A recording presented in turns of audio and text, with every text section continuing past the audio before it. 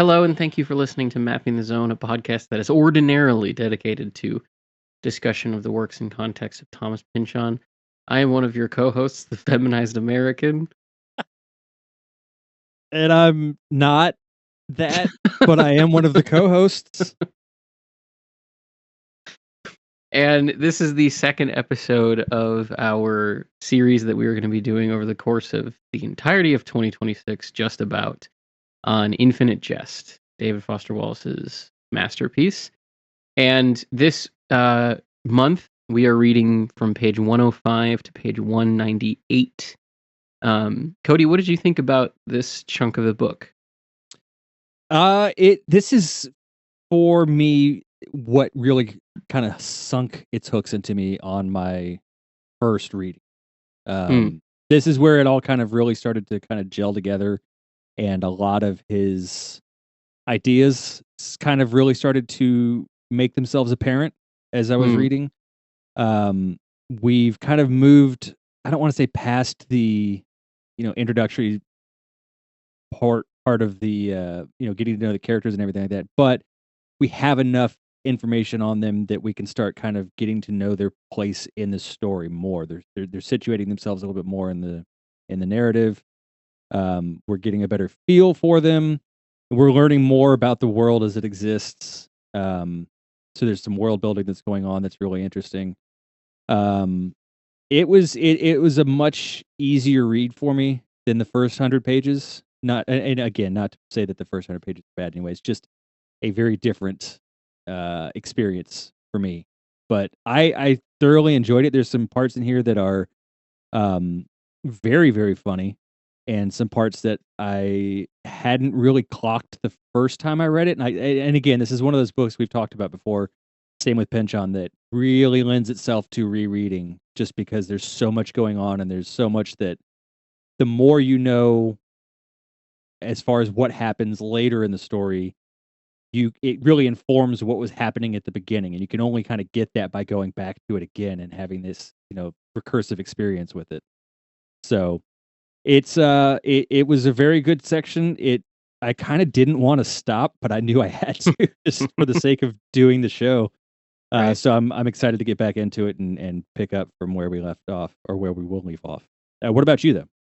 Yeah, I think that you're pretty much correct in that the first chunk of the book that we read, whether it's your first or subsequent times reading through it, you're really just being introduced to like a lot of people and a lot of places, and you don't necessarily have that connective tissue in mind of how these things fit together, or even what like certain terms mean, like what the fuck is the year of the dependent adult unemployment, right?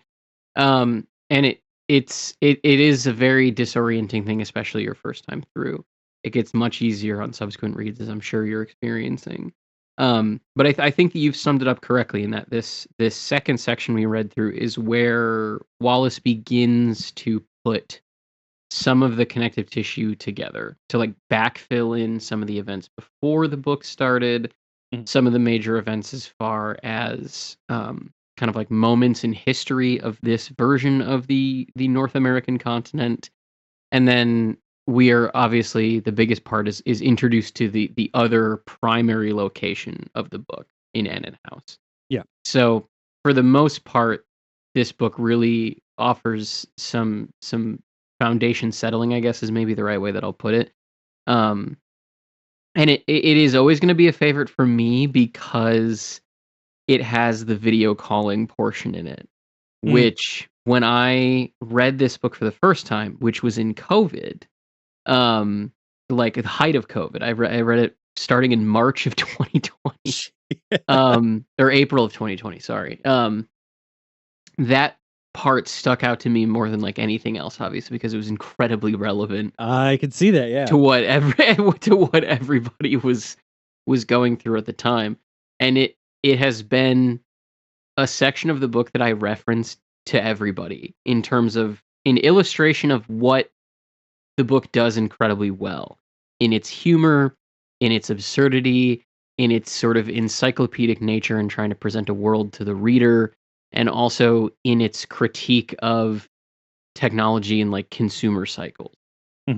It's just like a 6 to 8 page chunk that I think so perfectly encapsulates what Wallace is doing really, really well in this book in particular. There's less so, the human element, of course, but I think there is still a very real humanity, because what he is focusing on in those 6 or 8 pages is the effect of this new technology on, like, the psychology of an individual person Yeah. and how that drives them to act insane. So it will always be a favorite section of mine because it is in here, and it is usually the bit that I not only sort of describe to people as being something really excellent about the book, but it's also something that I recommend people read if they want to see if this is a book that would appeal to them. Like, I feel like if you read through that chunk, and you really love it, you love the humor, you love the writing within it, like, this book is going to be straight up your alley. Definitely is a good primer Yeah, for a lot of the book, yeah. yeah, I think so. Um, and in fact, when me and my fiance were dating, I actually, on one of our dates, read out the entirety of this section of the book to her. Oh, that's amazing. Yeah, I don't even remember why we were talking about like, books that particular time, but I was like, yeah, well, like, my favorite book is Infinite Jest, and she had asked me, like, what the book was about, and I was like, well, it's about sort of the stuff that we had talked about in the last episode. And I said, oh, there's this really great. If you want to know, like, whether or not you're gonna like it, there's this one section that I can read you. It's pretty short, and I. Well, relatively speaking, it is a small percentage of the book. Yes. Yeah. Well, and that version of me thought it was only like 2 pages. Oh, I see. Yeah. And then once you start, you're invested in it, and you have to kind of see it to the end, so, yeah. Exactly. And, like, the longer that it runs on and the more wrong that I realized I was about how long it is, the more that, like, mentally I was just beginning to sweat.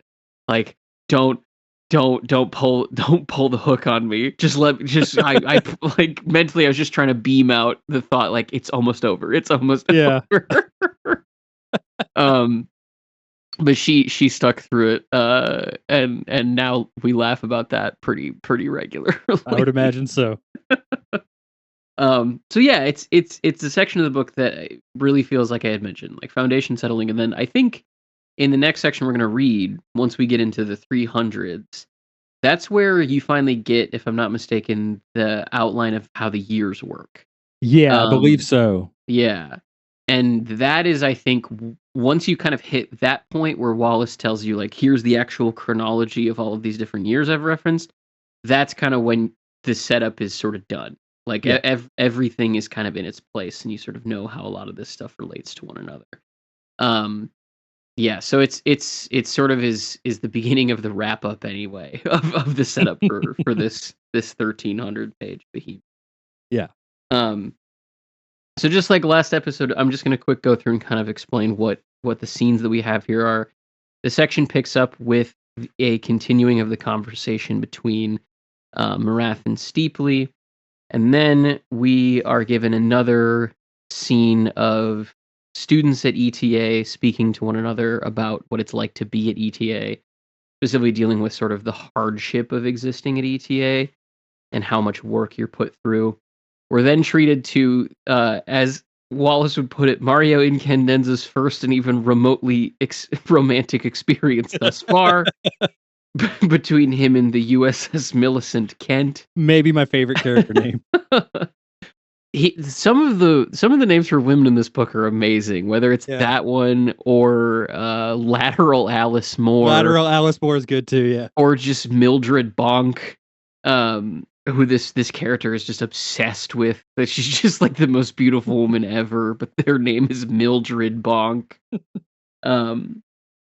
After that, we get another flash to Marathe and Steepley, before eventually we are introduced to a lovely member of the campus, I guess is maybe the way that I'll put it. A man who goes by the name Lyle, supposedly.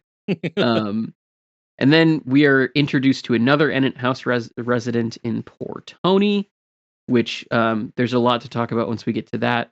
There was an email that we got, which we'll read at the end of the show, that asked why we didn't speak on the Wardeen section in the first episode of our sort of show proper. I didn't, because I was waiting until we got to the Port Tony section, because that's That's the second time in a much longer form that the kind of usage of AAVE comes up.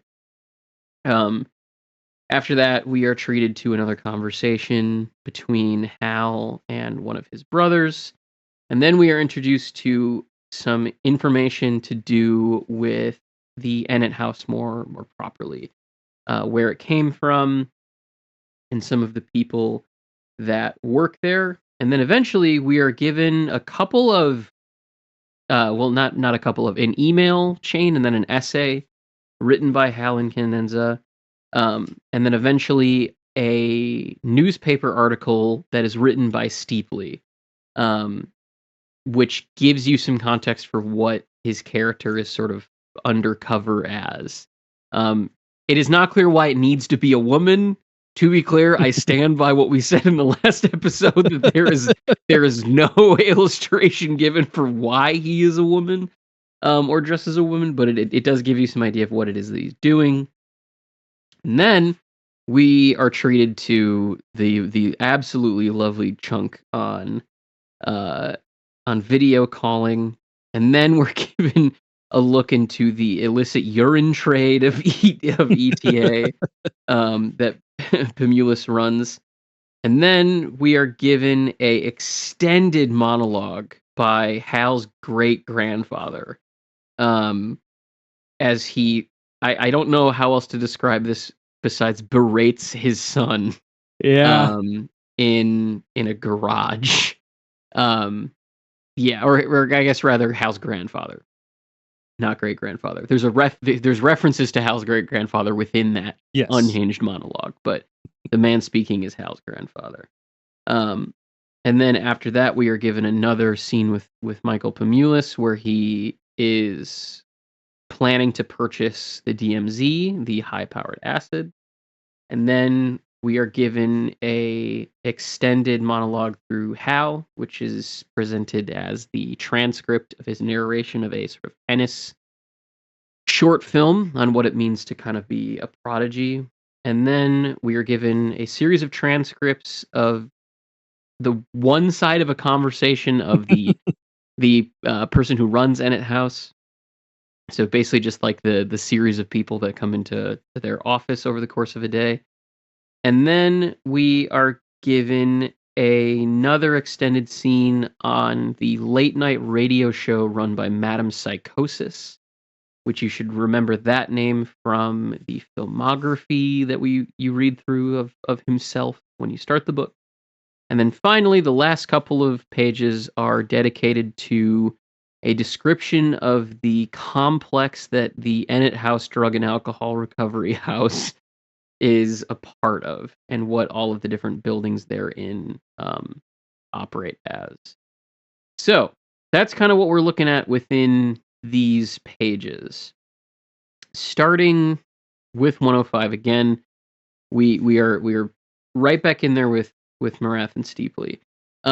There was one part on 106 that I wanted to make sure I mentioned, that it is described as stroking at his lips electrolysistic rash in a ruminative fashion.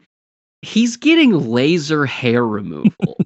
Like the level to which this undercover agent for the U.S. Department of Unspecified Services is going to appear feminine is like a step less than what a lot of trans people do.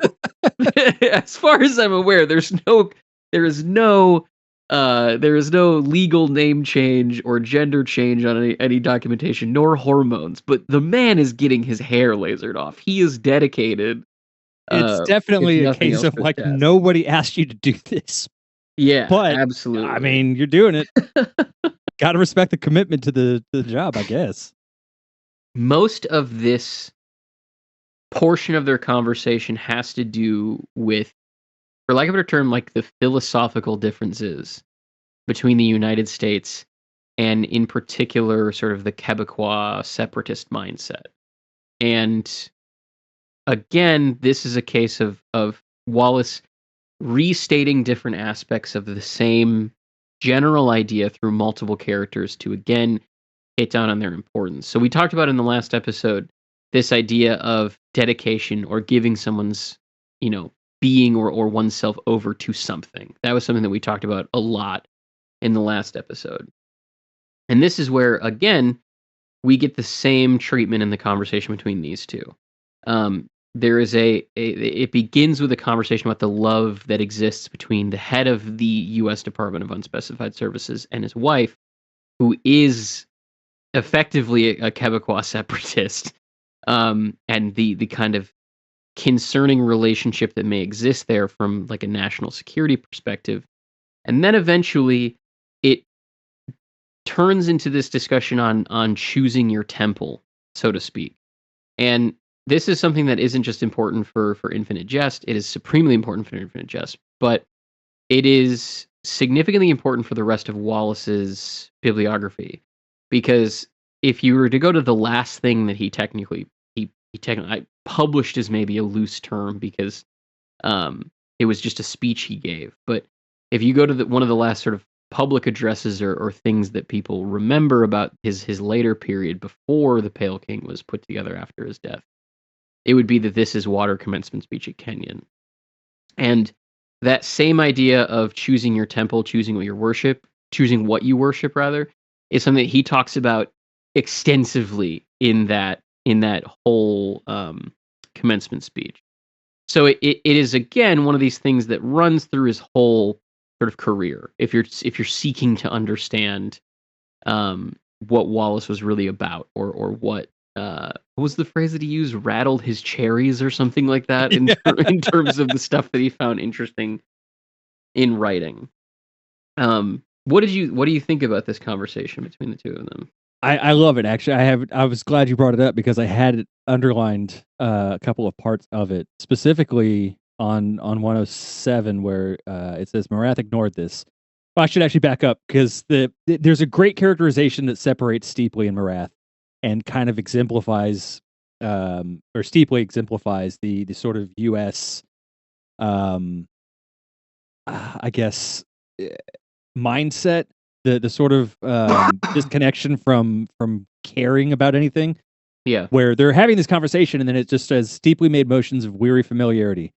Here we go. Marathe ignored this. Are we not all of us fanatics? I say only what you of the USA only pretend you do not know. Attachments are of great seriousness. Choose your attachments carefully. Choose your temple of fanaticism with great care. What you wish to sing of is tragic love is an attachment not carefully chosen. Die for one person? This is a craziness. Persons change, leave, die, become ill. They leave, lie, go mad, have sickness, betray you, die. Your nation outlives you. Cause outlives you. And it's a beautiful sentiment, and he's absolutely correct. And Steeply could not give a shit less. He really does not. He is just not paying attention to any of this. But that is such a strong point that he makes, and you know, I like that you mentioned that that's something that carried out through Wallace's career. Is that idea of you really have to be careful about what it is that you're going to attach yourself to and how deeply you're going to attach yourself to it. And I think we're seeing that way more now, 30 years down the road, than maybe he even could have predicted. And it's it's not a uniquely American thing, but it definitely feels like a uniquely American thing, especially in the 2026 that we're currently recording this in. Yeah, and it is important thematically. I like that you mentioned this. It is important thematically that the person who can't understand this argument is the American. For things that we will eventually, come to understand as the book unfolds, there is a significant difference philosophically between the sort of American mindset and the non-American, and in this book specifically, sort of Canadian mindset. That this existence that the Americans have in their overconsumption and in their sort of inability to choose a temple to sacrifice themselves to leads them to be incredibly vulnerable to things like addiction, or leads them to be incredibly vulnerable to sort of a dissolution of any sort of personal import or philosophy. And so the fact that, like, throughout this conversation, this Canadian separatist is trying to tell him something very important and very real. And at one point, he's just like literally talking over him Yeah. and ignoring everything he's saying is very important. Because again, and I believe I used this phrase in the last episode, Wallace once stated in an interview that if the book is about anything, it is about this concept that why are we doing what we're doing, or why am I doing what I'm doing, and what is so distinctly American about what I'm doing.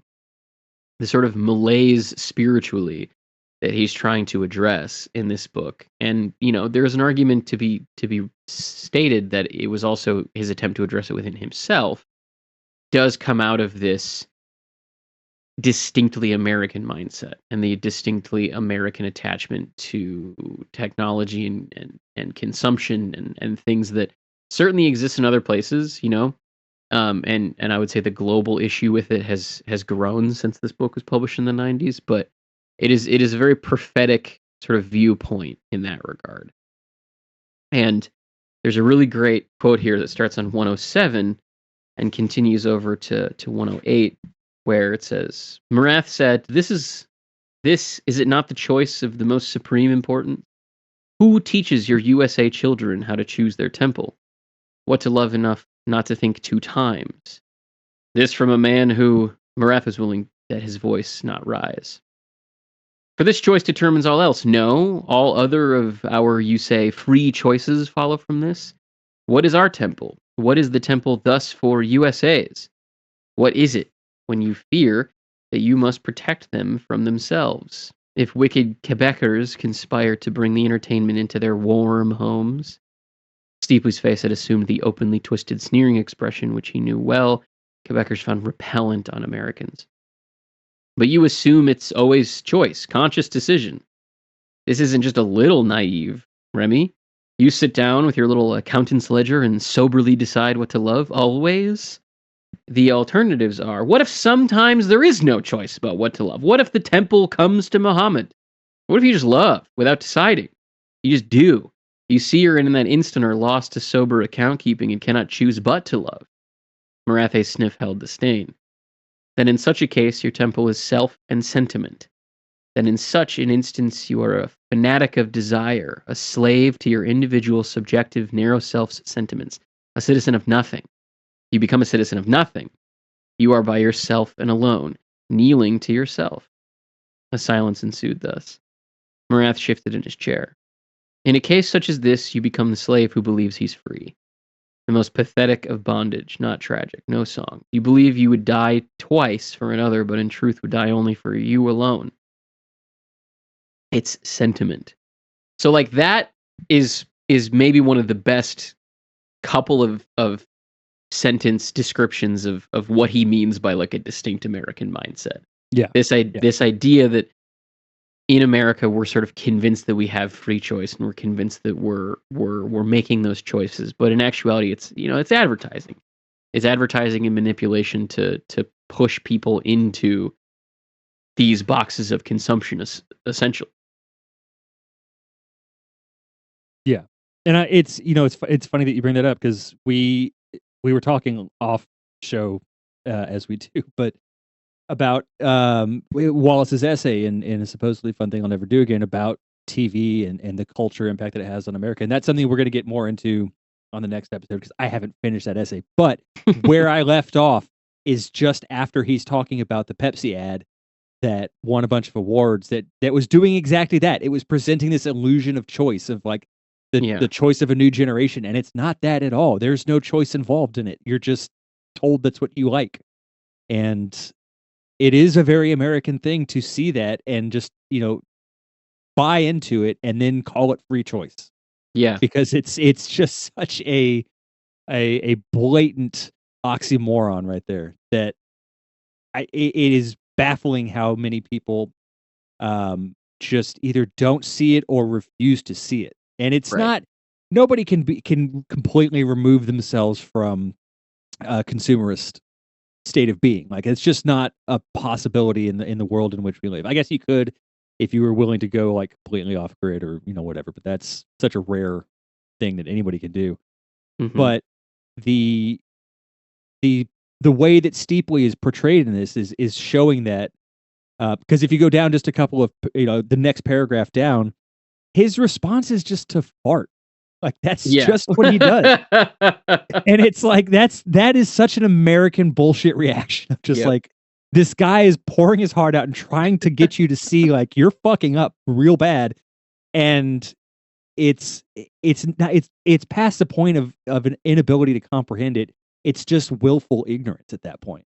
Yeah. And it's frustrating that so many people are like this, and it just sucks. Yeah, it does. And I like that you brought up the essay there, and in particular the Coke ad that he's talking about, because he then would mention that as not the Coke ad specifically, but the same idea on one of his interviews on Charlie Rose, where he had said like, well, Burger King now sells hamburgers using ads that say you got to break the rules, and it's just like, what does that even fucking mean at that point? Like, when you really go into, as he would then sort of lay at the foot of postmodernism and irony and all of that, when you really go deeply into it, what does any of this shit mean anymore? Like it all boils down to some degree of advertising, or some degree of trying to push you in a direction to make a decision, when in actuality it was never a personal decision in the first place. It was motivated by something else that you saw or did. And I like that you brought up the essay, because that essay is, of course, entitled "E Unibus Plurum," which is a phrase that is said verbatim in the next scene by Ingersoll. And I believe that would mean alone together, right? Think so. Like, we alone together instead limited of Latin knowledge, yeah. Yeah. So it within that essay, it's of course this concept of technology and like TV advertising and consumption has reached a point where everyone is doing it, but they're all doing it alone because it's put up a barrier, of course. And that, of course, is present somewhat in this idea of these teenagers seeking the highest level of athletic achievement, and what happens when you're put into that situation. So what was your takeaway from this section with the students? The one part that really stuck out to me is the description of the video that Hal watches of is it Stan Smith is his name? Yeah. Where he's basically just watching him in slow motion, just like take backhand shots on a court. And it's this goes back to that thing I talked about where, like, I don't like tennis, never cared for it, but holy shit, was I engrossed in reading this particular section. And I would read it out, but it's a good almost a full page, which is a bit more than we probably need to do on that. But it was that was such a beautiful passage right there. The rest of it, I mean, I enjoyed it. I don't think I had too much to say on it for at least a couple of pages here. Sure. Yeah, it's an interesting section. I mean, yeah, a lot of the stuff that he's doing in the early portions of it, in terms of describing the kind of over drilling that they do and the amount of sort of work that they're put through, and how the instructors have sort of a deliberate plan to make things harder for them at certain times of the year. All of that, I think, is fairly self-explanatory. That if you're reading this book along with us, you understand, he's describing either the steps of getting better at something, but he's also describing kind of how people in hardship rise to the occasion, or they don't, right? And that's what the purpose of what a lot of this school does. Yeah. And I think it also does a good job of kind of setting up what will come later in this section of the portrayal and examination of how much stress is put on, especially kids, when it comes to athletics, and that drive and sense of having to be perfect. And so you have to do things like watch this one person just take shots over and over just to see how they did it, and watch how they moved, and watch what their body did. You have to devote so much of yourself to just observing and trying to mimic or develop on what that was at that time. Yeah. And these are kids. These are kids. Like, it's an insane amount of pressure to put on them. And it becomes more and more obvious as the book goes on that that's what's happening with these kids. But This is a really good kind of like way of giving the reader a little bit of an introduction of how strenuous things are at the academy. Yeah. Yeah. And kind of arising out of that, we sort of get an update on Hal's burgeoning addiction. On 114, do you want to read that paragraph that starts with Hal usually gets Yeah, secretly high? I have that marked too because I love Yeah. that part. Al usually gets secretly high so regularly these days, this year that if by dinner time he hasn't gotten high yet, that day his mouth begins to fill with spit, some rebound effect from B Hope's desiccating action, and his eyes start to water as if he's just yawned. The smokeless tobacco started almost as an excuse to spit sometime. Hal's struck by the fact that he really, for the most part, believes what he said about loneliness and the structured need for a we here, and this, together with the Ingersoll repulsion and spit flood, makes him uncomfortable again, brooding uncomfortably for a moment on why he gets off on the scenery, on the secrecy of getting high in secret more than on the getting high itself, possibly. He always gets the feeling there's some clue to it on the tip of his tongue, some mute and inaccessible part of the cortex, and then he always feels vaguely sick scanning for it. The other thing that happens, if he doesn't do one hitters sometime before dinner, is he feels slightly sick to his stomach, and it's hard to eat enough at dinner. And then later, he goes off, when he does go off, and he gets ravenous, goes out to father and son market for candy, or else floods his eyes with murine and heads down to the headmaster's house for another late dinner with CT and the moms, and eats like such a feral animal that the mom says it does something instinctively maternal in her heart. Good to see him pack it away. But then he wakes before dawn with awful indigestion.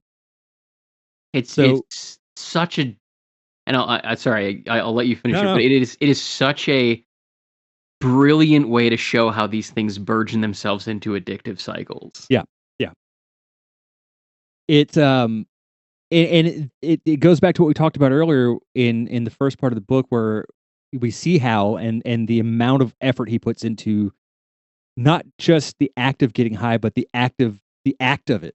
The everything that comes that leads to it is as much of an addiction as the addiction itself. And that's, now it's explicitly stated. He understands that he's almost more obsessed with the secrecy of it and the meticulous nature of everything than he is with the actual thing itself. And Yeah. that is addiction in and of itself. Like, yes, there is the physical aspect of addiction, which your body craves whatever it is, but a lot of people tend to overlook the root cause of it. They just assume that people who are addicted to something are, these wasteoids or whatever the case may be. They did something stupid a long time ago and it got them hooked. But the reality is, it that addiction is such a psychological thing that it can manifest itself in so many different ways, Mhm. whether it's explicitly with drug use or if it's just with having this secret thing that only you do. Like, I get the feeling as I'm reading this, like, it feels more and more like Hal could just not even it's not about getting high. It's just about that secrecy and that being by himself and having that thing for himself. And the moment someone takes that from him, it's gone and he has to find something else now. Yeah. I mean, it's not only that, but it's also the fact that it is now affecting his ability to eat regularly, like, how something as simple as your sort of 3 square meals a day gets affected by that. And then, of course, you know, when that gets pushed off balance, like it says, he goes and gets, like, candy, or he goes and he eats, like, a second dinner with his mom, which, of course, will be treated in one of those meals later in this exact Yep. section. But and then he wakes up in the morning and it fucks up his dawn drills. So, like, it's this idea that it is that secrecy, it is that, like, thing that he has to himself that you're talking about, but the way that these things can spiral into something that overtakes your life is in ways that you're probably not even necessarily expecting them to do so. Mhm. Like, it's very well known and well understood that marijuana does not have like a physical addiction in the way that a heroin does. Like, Right. or an alcohol. If you try to detox from heroin or alcohol and you're at the right level of dependence, you'll die. Yeah. Um, but because of the way that when you become an addict, regardless of what it is that you're addicted to, marijuana, television, food, even just on its own, because of the way that it starts to warp other parts of your day-to-day existence, that's what puts you into those cycles. That Hal is already so used to the sort of the ritual of getting high in secret and what that then does to the rest of his day, that if he breaks up that, it just screws up his ability to do something as simple as eat. Um, it's just an incredibly genius thing to include in that one paragraph, especially in a section that is about ambition and like success Yeah. and the different things that get in the way of you being able to be a successful person. Like Wallace puts that paragraph in there, and then immediately after that has John Wayne give his sort of dialectic on the three different reasons why people fail.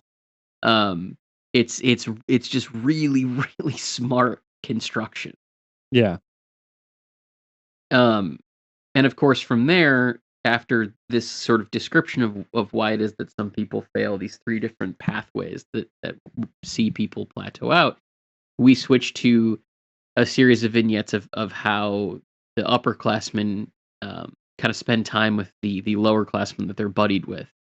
Um, and these scenes are all really funny because like some of them are engaged in genuine sort of tennis discussion and in like how to get better and here's how the school works. Pemulus isn't doing any of that. He's gambling with with the children that he's been assigned. He's teaching them how to play poker. Um, and then like you have this very clear distinction being presented by Wallace that even if it's not a familial influence, it can still be some other influence that pushes you off track. Like those kids who are at this sort of elite finishing school, the description later in this chunk is something like that bright-eyed tennis academy for blonde, beautiful children or something like that. If you manage to get put into this school, like it is because you're on the pathway to greatness if you can make it to the pro circuit. But and you might have like a perfect idyllic family life, but still you may have just had the shit luck that your sort of resident advisor was Pemulus, who has zero interest in teaching you anything Yeah. related to tennis, and is instead going to get you into gambling first, And mushrooms. and mushrooms, and probably enlist you to help him sell urine for drug tests, like, because it literally says that he's like harvesting urine from the younger kids in order to sell it back to the older upperclassmen who are all doing drugs. Like it is a case where this chapter feels like it's meandering, but as soon as you get into the construction of how he's putting things together, it's just really, really smartly laid out. Yeah. Yeah, it's definitely like I kind of liken it to watching someone put a puzzle together where you at first you're kind of like, where the hell is this going? I'm not seeing Yeah. what they're doing. And then when pieces start coming together, chunks start coming together. Oh, okay. So yeah, the previous pages it does feel kind of rambling and meandering, but then you start seeing like how this is all coming together, and that's where these interconnected little things start to come into place, and it just makes this I think kind of goes back to where like this is where the book really started to hook me, was because these kind of things are starting to finally click into place and you're starting to see things, um, especially after having finished it once. But even if you haven't, you can still kind of see where these things are starting to go and head. Yeah. We get some more really good like tennis as life stuff in this section as well. One of the upperclassmen who is actually trying to do something for his little buddies is Jim Trolch, who says on page 118, um, but wait till 14 or 15, then they see you as being at one of the like crucial plateaus, 15 tops. Then the concentration and character shit starts. Then they really come after you. This is the crucial plateau where character starts to matter. Focus, self-consciousness, the chattering head, the cackling voices, the choking issue, fear versus whatever isn't fear, self-image, doubts, reluctances, little tight-lipped, cold-footed men inside your mind, cackling about fear and doubt, chinks in the mental armor. Now these start to matter. Um, yes, that applies to tennis, but that is also very clearly talking about your development as a human being Yes. towards what tennis represents, which is like self-actualization and becoming like a functional member of adult human society, effectively.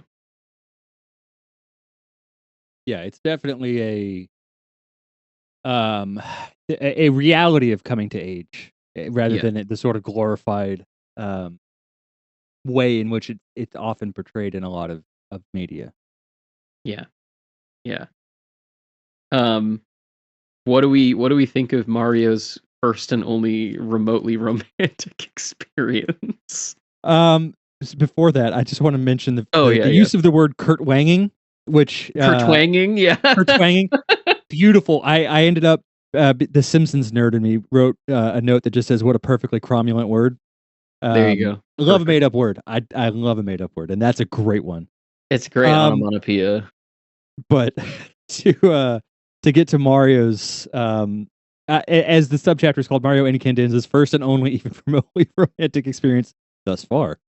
Yeah. Um, it was so much fun to read this, and I do I have to highlight the a couple paragraphs in an Empire waste displacement vehicle whistled past overhead, like a trash truck for the trash trucks when they go bad.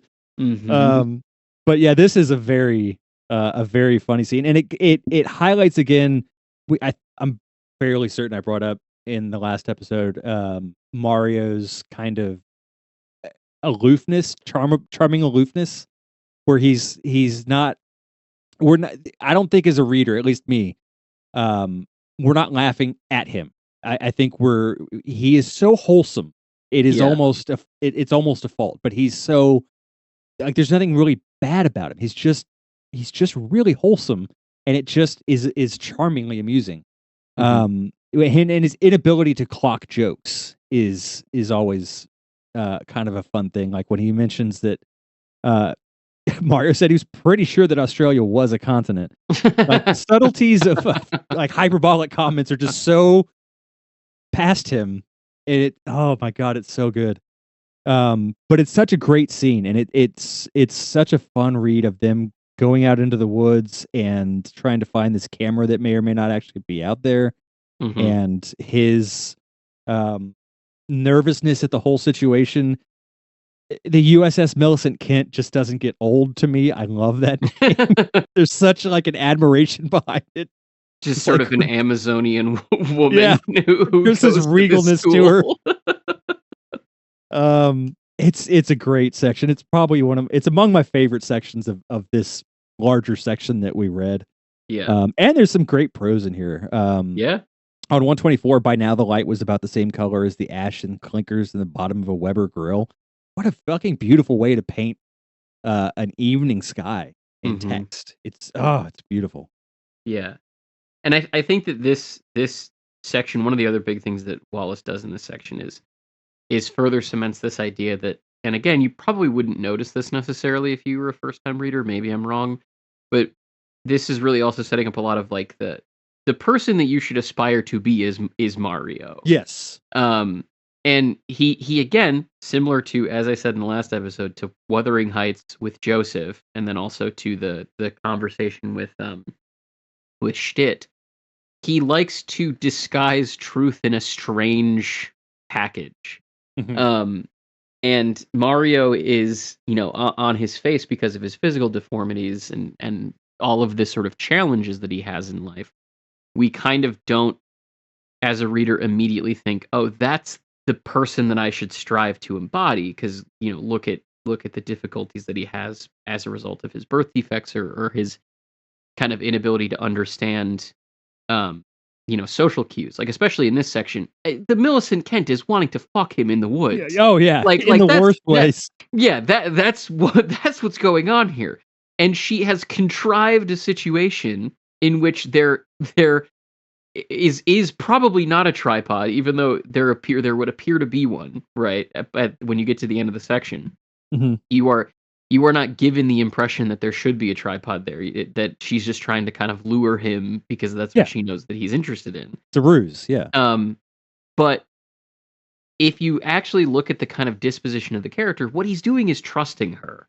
Like what he's doing is trusting that someone actually knows that he's interested in this and is sort of reaching across the aisle to show him something that she knows he's interested in. That's Mario's Mhm. perspective. And then of course when this chunk ends, there is the fact that um, apparently there was a tripod there. So it is Wallace pointing to this, whether the Millicent actually knew about it or intended to lead him towards it or not, it was there. So it is an affirmation that, like, Mario's desire or Mario's aim in all of this is the correct one. But again, the construction of these things rewards close reading. It rewards Mm-hmm. repeat reading. Because you're not necessarily going to notice that right away. It's it's a section that could very easily just be a throwaway there as like a, oh, look how funny this is. Um, but as with basically everything included in this book, there is another reason why it's there. There's, as crazy as it sounds for like a 1,300-page book, there's very little fat in terms of what Yeah. this book requires to do all of the things that it's doing, to you that you could cut. Very little. Yeah. And I think Mario's portrayal in the book is, for me at least, it's very Lynchian. Like, he is that character Yeah. who is sort of outcast by a lot of other people, or just kind of not thought of by a lot of the other characters in the book. He's But the cowboy from yeah, from Mulholland Drive. Mulholland Drive, yeah. Yeah.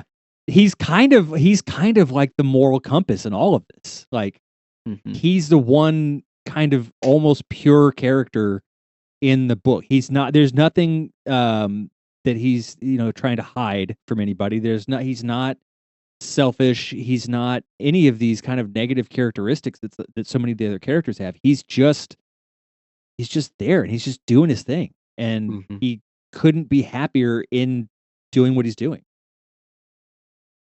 Yeah. It's a very he's a great character. Um, and one that, like, you grow attached to the longer the book goes on.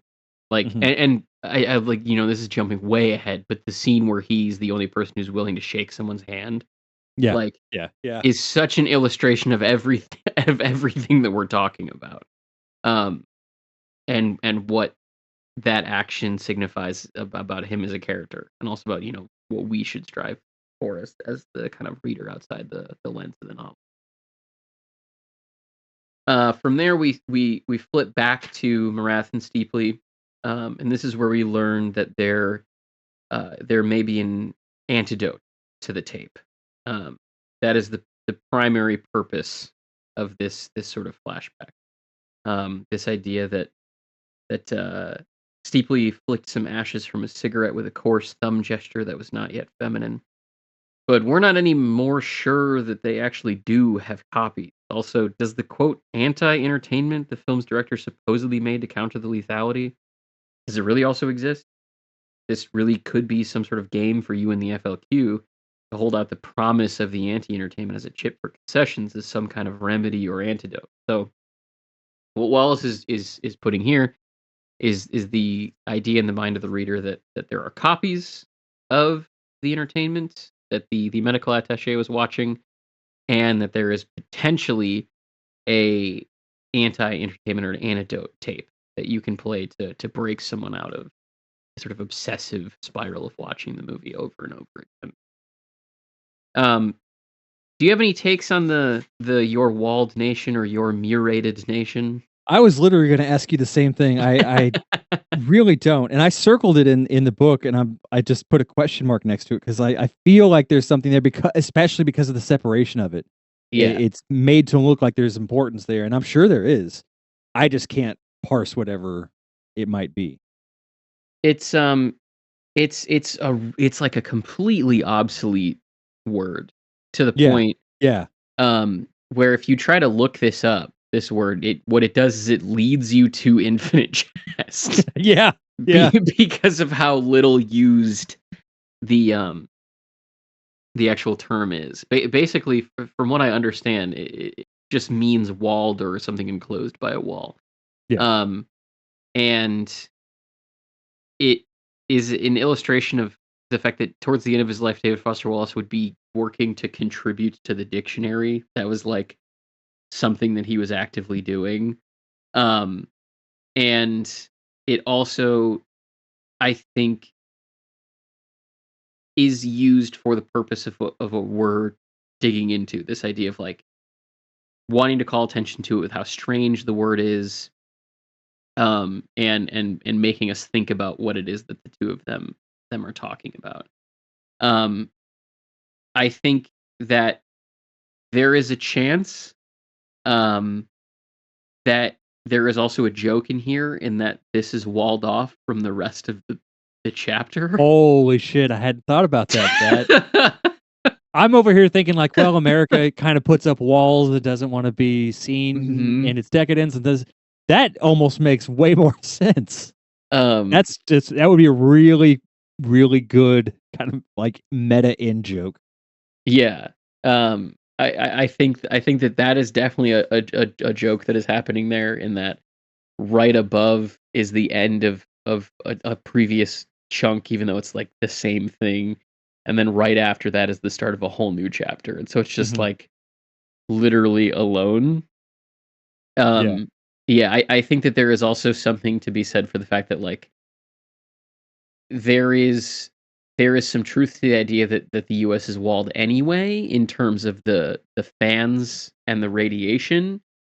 And if you extrapolate that out to like a more philosophical interpretation of this, it is the idea that through the actions of the United States in forming the Oneonite government, they have walled themselves off in a very real way, despite the fact that technically like the whole continent is unified under the same flag.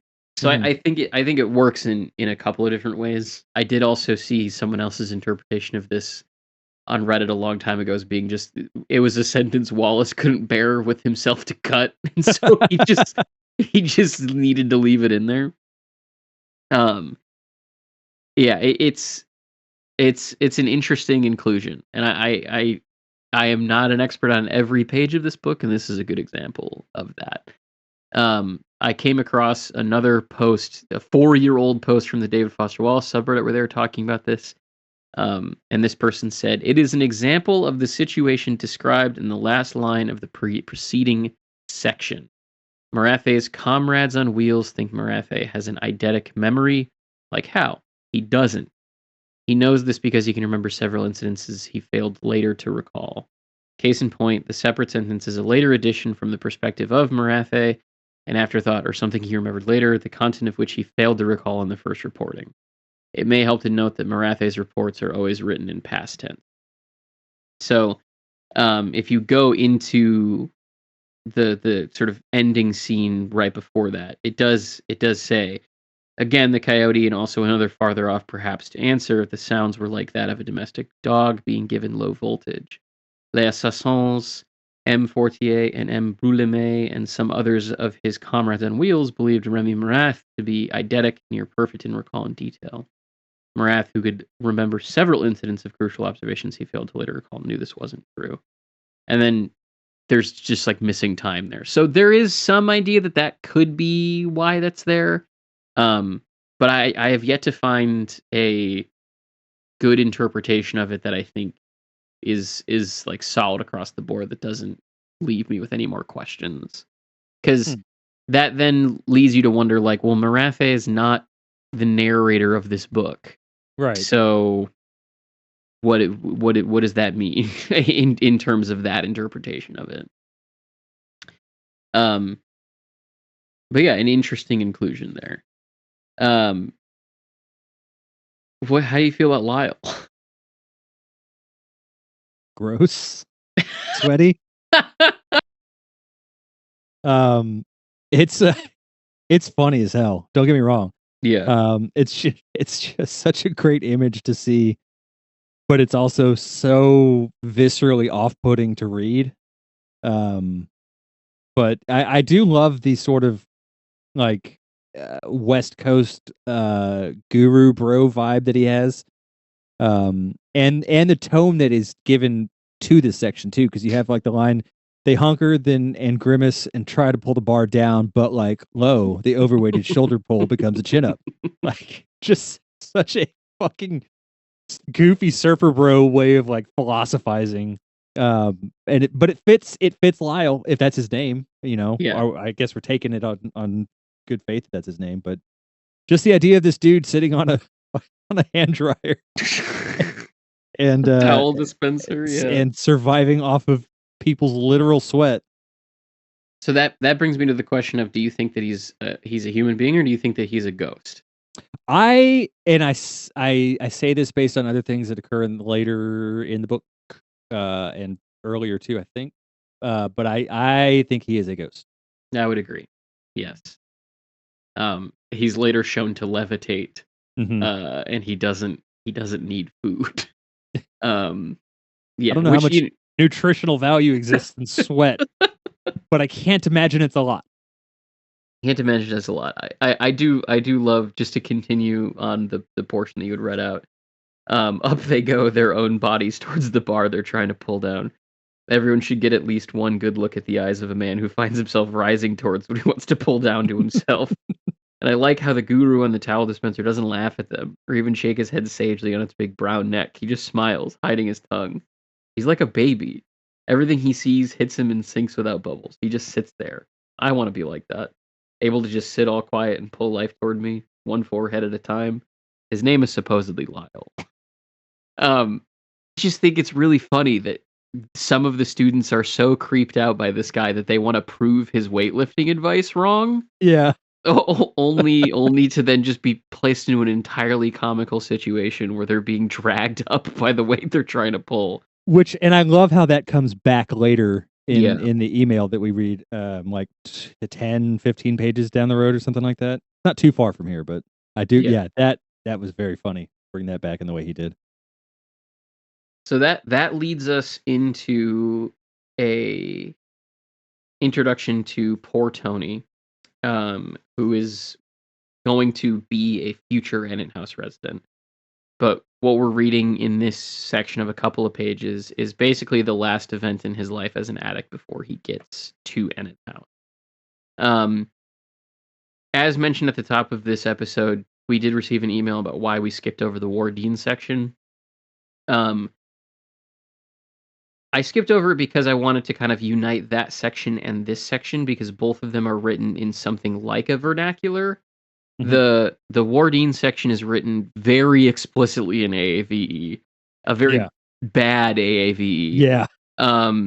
Whereas this is more of a stream of consciousness with elements of a certain dialect or slang thrown into it. The Wardeen section and this section and a few others that are written in dialect are something that people are very critical of this novel for, and for good reason. Like, they don't need to be written this way. Especially the Wardeen section has no reason to be written that way. But that isn't to say that there was no reason for it in like a broader scheme. What Wallace is doing with these two sections, and I was trying to remember if I had this right historically. So I reached out to somebody else on Reddit who has been a very regular presence both on the Infinite Jest subreddit and on the David Foster Wallace subreddit. I don't know if this person wants credit, so I'm gonna err on the side of caution and say no. But and say that they don't want their username out there, but who knows? And I had reached out to them to ask like what their impression of these two sections was and what they were doing.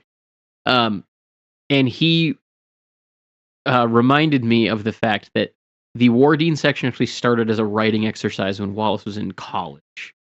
So interesting. Yeah, so he had a specific disagreement with one of his professors in his MFA's program with what Wallace would describe as his obsession with like realism. This idea that when you're writing characters, their dialogue needs to be realistic. Like the way that they're presented needs to be realistic to whatever sort of world they come out of. And so he decided to write something in AAVE to a degree of realism that then just turns it into effectively a parody. So I'll just kind of read this message. He summarizes it really well. this person's as well. Like many things Wallace wrote, it's a bit convoluted. I'm not sure which specific comments you'd seen, but I think I discussed it in both subs recently. This topic does come up from time to time, so I usually try to respond to questions. The scene is actually copied nearly word for word from a piece that he'd submitted to his MFA at the University of Arizona. At the time, he'd grown frustrated with his instructor's focus on realism since he preferred experimental writing. He and a friend even got in trouble for making fun of them. He titled the piece Las Meninas after the famous Velázquez painting of the painter looking at the subjects he's painting from their POV, with a deliberately incorrect tilde to show that he was using language incorrectly. In effect, he deliberately used the same AAVE conventions that they would, but deliberately employed them incorrectly to show how realism isn't necessarily accurate, and could actually make the writer look foolish. For example, Wardeen is crying could either be said Wardeen cry or Wardeen be crying, using standard AAVE guidelines. However, using both deviations from standard English at the same time, as in Wardeen be cry, is obviously not correct. That's really all he was doing. Unfortunately for Wallace, however, it is also obviously demeaning to actual AAVE speakers, which he didn't recognize at the time because it had only been written for his instructors to see. So, he's not a perfect guy. Yeah. Who is? Yeah, a lot of writers have made a similar mistake in their representations, not just of vernacular or dialect, but also just of characters from communities that they don't come from. Mm-hmm. It's very normal. And there is a further theory that this Reddit user on the various Wallace subreddits has, that the book is narrated from the perspective of himself.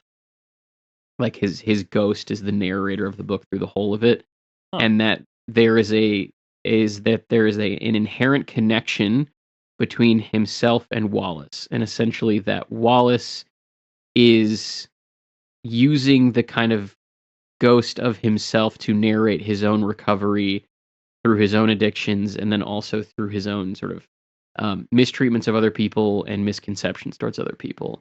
And so that the usage of these dialectical sections, whether it is the Poor Tony segment or that Wardeen segment or any other time that comes up, that the reason why those are included is both as a comment on his own failings as a writer in the past, but also from a perspective that the wraith of himself that's narrating this book to the reader is still not listening to people. That in the way that every member of the Incandenza family has such a hard time listening to others and communication, the same thing is true through into himself's existence as a wraith after the fact. So that is sort of the addressing of the usage of vernacular or specific dialect in this book. I think that makes a lot of sense. Yeah. As far as why these things are here. And I think that helps support some of the other theses, is that not just this, random Reddit user has made. That's a theory about this book that a lot of people have posited. I think the only way for a lot of this book to make sense from its construction is if it's being narrated by at least a wraith, if not himself specifically. So that is sort of the purpose behind why these things are here, I think.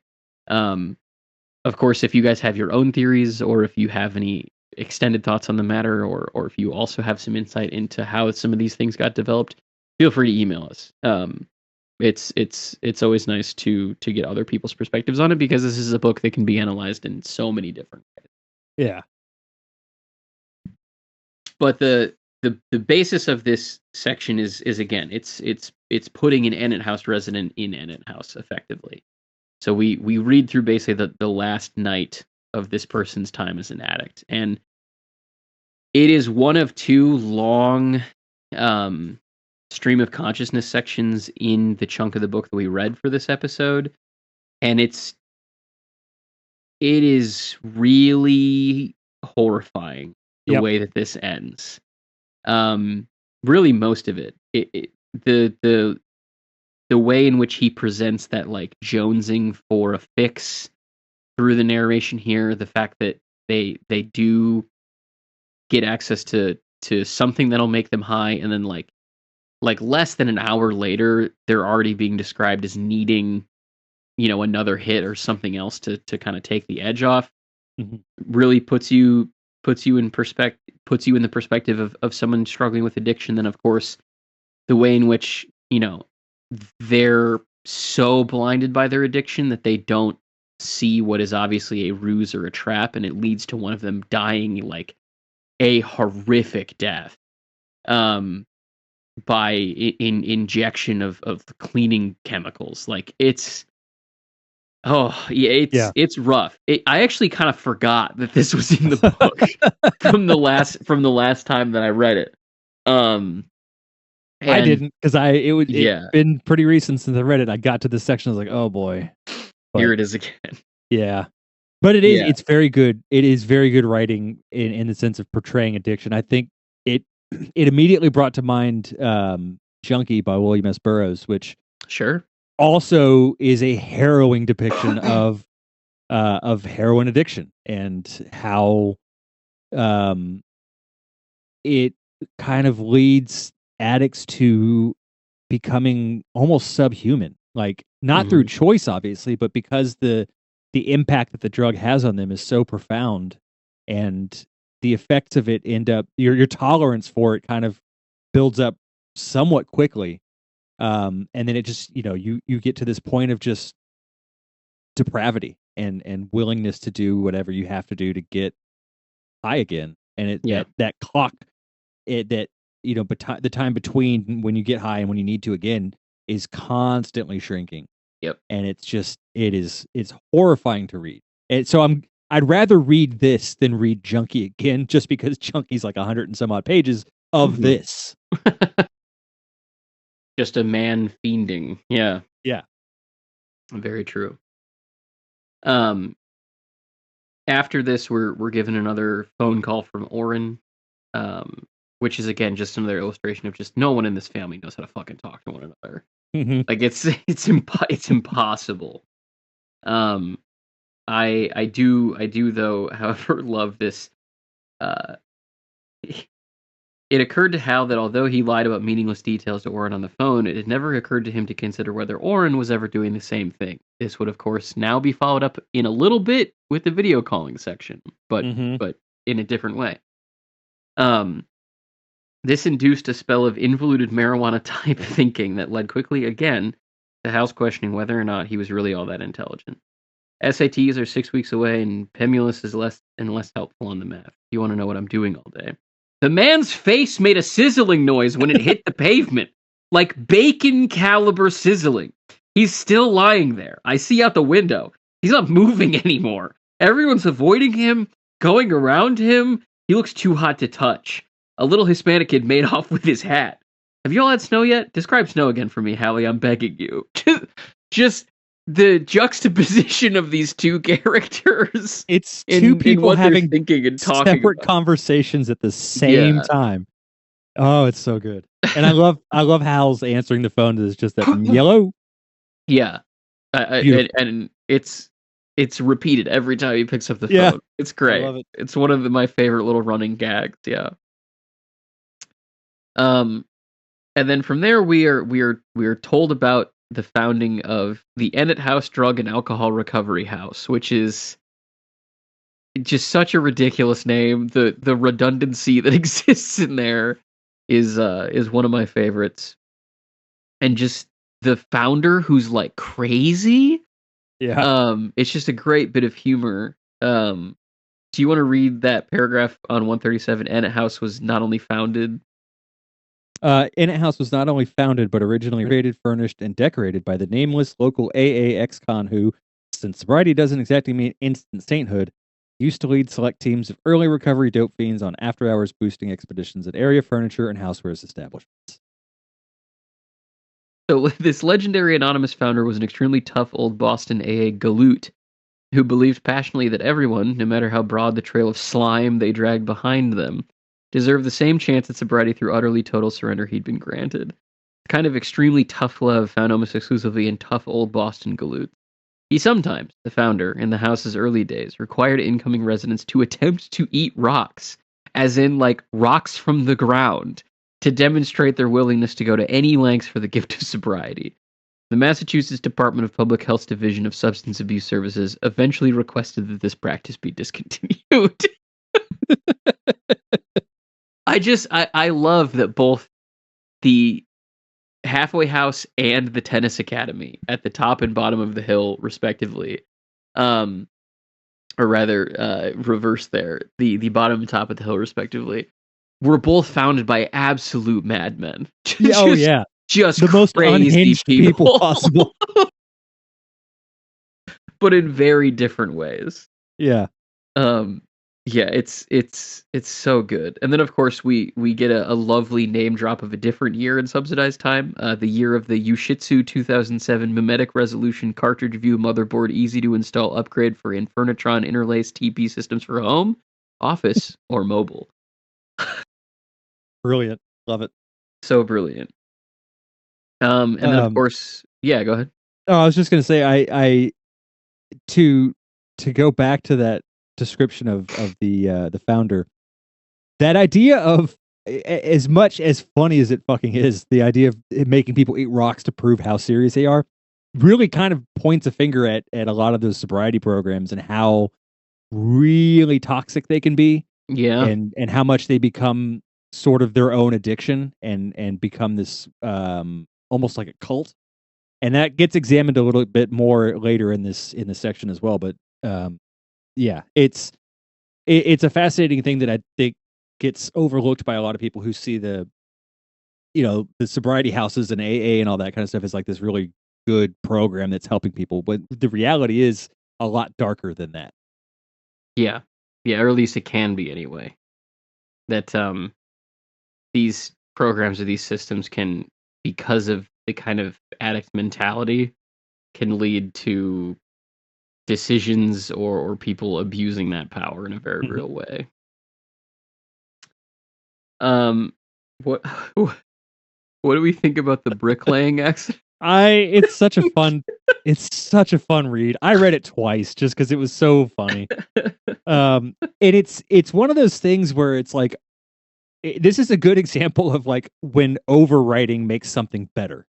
It doesn't happen often, but if this hadn't been written in such a outlandishly descriptive way, it wouldn't have hit as hard as it does. It's a very Norm Macdonald kind of way to approach telling a joke like this. Like, it's almost anti-humor in how it's presented, and it's brilliant because of that.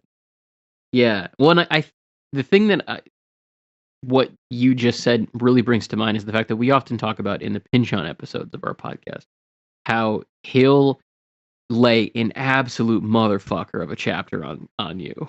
Where either it sucks to read because it's so dark, or because if you're doing a close reading, you have to spend 2 times the amount of time reading it as you do researching, or vice versa, rather, or, for any number of reasons. And then typically he follows it up with a chapter that is very funny or short or just like kind or lighthearted in some way. Yeah. And I think a similar thing is happening here, where like you have just read through a harrowing overdose story, followed by like a depiction of how, like you just said, these programs can often be abusive, and then you're treated as just like a very humorous story about a man who keeps getting yo-yoed back and forth by his own construction equipment. Yeah. Yeah, very, very funny. Do we want to read the email? Yeah, we might as well. I also love that Wallace includes the preface of the fact that this is being forwarded to somebody else by the person who received it. Oh God. Yeah, so I'll just read just the body of the email. And I did write above this. I wrote, this is very Pinchonian writing. It is, yeah. That very much so is. Dear sir, I am writing in response to your request for additional information. In block number 3 of the accident reporting form, I put, quote, trying to do the job alone as the cause of my accident. You said in your letter that I should explain more fully, and I trust that the following details will be sufficient. I am a bricklayer by trade. On the day of the accident, March 27th, I was working alone on the roof of a new 6-story building. When I completed my work, I discovered that I had about 900 kilograms of brick left over. Rather than laboriously carry the bricks down by hand, I decided to lower them in a barrel by using a pulley, which fortunately was attached to the side of the building at the 6th floor. Securing the rope at ground level, I went up to the roof, swung the barrel out, and loaded the brick into it. Then I went back to the ground and untied the rope, holding it tightly to ensure a slow descent of the 900 kilograms of bricks. You will note in block number 11 of the accident reporting form that I weigh 75 kilograms. Due to my surprise at being jerked off the ground so suddenly, I lost my presence of mind and forgot to let go of the rope. Needless to say, I proceeded at a rapid rate up the side of the building. In the vicinity of the 3rd floor, I met the barrel coming down. This explains the fractured skull and broken collarbone. Slowed only slightly, I continued my rapid ascent, not stopping until the fingers of my right hand were 2 knuckles deep into the pulleys. Fortunately, by this time, I regained my presence of mind and was able to hold tightly to the rope in spite of considerable pain. At approximately the same time, however, the barrel of bricks hit the ground and the bottom fell out of the barrel from the force of hitting the ground. Devoid of the weight of bricks, the barrel now weighed approximately 30 kilograms. I refer you again to my weight of 75 kilograms in block 11. As you could imagine, still holding the rope, I began a rather rapid descent from the pulley downside of the building. In the vicinity of the 3rd floor, I met the barrel coming up. This accounts for the 2 fractured ankles and the laceration of my legs and lower body. The encounter with the barrel slowed me enough to lessen my impact with the brick-strewn ground below. I am sorry to report, however, that as I lay there on the bricks in considerable pain, unable to stand or move, and watching the empty barrel 6 stories above me, I again lost my presence of mind and unfortunately let go of the rope, causing the barrel to begin and then it cuts off. Oh my god, so good. I love that this is a follow-up on Lyle's advice that you should never try to lift anything heavier than you. Yep. But then it actually turns out that Dwayne Arglin is another Annett House resident. So he's another person who shows up later in the book. Mm-hmm. Very, very small part. If I remember correctly, he's actually trying to do an insurance scam. I believe so, yes. Yeah, but like but it just went horribly wrong. Like he was trying to get mildly injured, basically, for the purpose of workman's comp. Looney Tuned his way into something else, and was just absolutely crippled in the process of doing so. Yeah, it's excellent. And so that leads us to Hal and Candenza's first extant written comment on anything even remotely filmic, submitted in Mr. Ogilvy's 7th grade Introduction to Entertainment Studies. 2 terms required. Enfield Tennis Academy, 21st February in the year of the Purdue Wonder Chicken. At 4 years after the demise of broadcast television, 1 year after Dr. James O. Incandenza passed from his life, a submission receiving just a B+ despite overall positive feedback, mostly because its concluding paragraph was neither set up by the essay's body nor supported, Ogilvy pointed out, by anything more than subjective intuition and rhetorical flourish. And you had a specific thought on Hal's essay. I did, and it's actually kind of a 2-part thing. So you and I have talked off air, for lack of a better term, about after we had watched the fan trailer for Infinite Jest. Yeah. The idea of Hal as a stand-in for David Foster Wallace kind of became apparent. And I know for me, the first time I was reading it, I definitely never even considered that, but it kind of stuck itself in the back of my head. And as I'm going through on this reading, I'm trying to keep that in mind to see if there is some kind of a connection that can be made there. And it definitely seems like there might be some weight to that. Mm-hmm. There are, like, specifically things like this are written in a very David Foster Wallace voice, like not him narrating a story, but him talking to us, not as a narrator of a story. And so, I was reading this essay that Hal wrote, and it felt very much like this was a sort of examination of modernism and postmodernism in literature, which kind of again clicked with me about, like, this is something that Wallace would talk about. Mm-hmm. And you pointed me in the direction of his essay that I'm currently reading, which makes sense. And so in reading all this, like, it more and more is stacking onto itself, is like there's something here that I think needs to be further examined. And I think, if I remember correctly, mentioned you couldn't find anything that really, academically at least, that discussed this, right? No, not specifically. I think that, Hal as Wallace is something that, similar to yourself, I don't know if I had necessarily really thought of. And it feels silly to be like, well, these guys made a fan trailer on YouTube and they clearly portrayed Hal as Wallace, and so that makes me think. But like, I think that there is truly some overlap. This idea of a well educated, seemingly abnormally intelligent individual with sort of almost an eidetic memory, as he's described in the book, of having who has trouble communicating with people, and becomes sort of a minor league addict to something. That there's a lot of overlap with Wallace in that regard, um, and it feels like there is some real smoke to the fire that you know this character is meant to portray, kind of maybe the pressures that Wallace was under at his life that caused him to make some of the decisions that he made, um, and where some of the impulses of that maybe come from. It's it's interesting, and it's something that I think you and I are just going to have to kind of keep an eye on as we go through the book, because I have yet to find, any real academic essay pointing to that idea.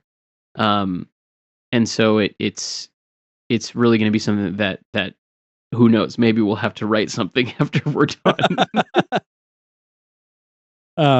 But that being said, it is the essay itself. I really got more into than I thought I would. When Yeah. you think about it on a surface level, like Chief Steve McGarrett of Hawaii Five-O and Captain Frank Furio of Hill Street Blues are useful for seeing how our North American idea of the hero changed from the BS 1970s era of Hawaii Five-O to the BS 1980s era of Hill Street Blues. An essay examining how portrayal of a television detective changed between decades should not be as riveting as it is, but I'll be goddamned if he's not onto something here. Mhm. The way in which, and this go, to kind of briefly tie it into the essay that we'll talk more about next time. Um, the way in which characters were portrayed on TV has shifted so much, and I think really the 70s to 80s is a very good jumping off point to see that. You kind of went from the cleaner, more straightforward, by the books kind of methodology of your Hawaii Five-O's, and into a gritty, more real, more um, world weary detective that kind of harkened back to the old Raymond Chandler and Dashiell Hammett hard boiled detectives. These guys who are hard drinkers and they're chasing women and they're not good people themselves, but they're good cops. Um, and it kind of signals the same shift in American culture at that time too, that kind of going away from the sort of straight-lacedness of the late 50s into the 60s, and then getting, the experimentalism and the political activism that came about in the 1960s, and then that fizzled out, and it was another time of sort of like, let's just have fun and party and do things the way they should be done, and then that kind of shifted back, and it's this very circular um, portrayal that continues even to this day. I think but the problem is you have to kind of dig more in to get it, because that's a whole other discussion. Yeah. Um, but it is very much so. I think TV at that time was a better reflection of the American culture than it might be now.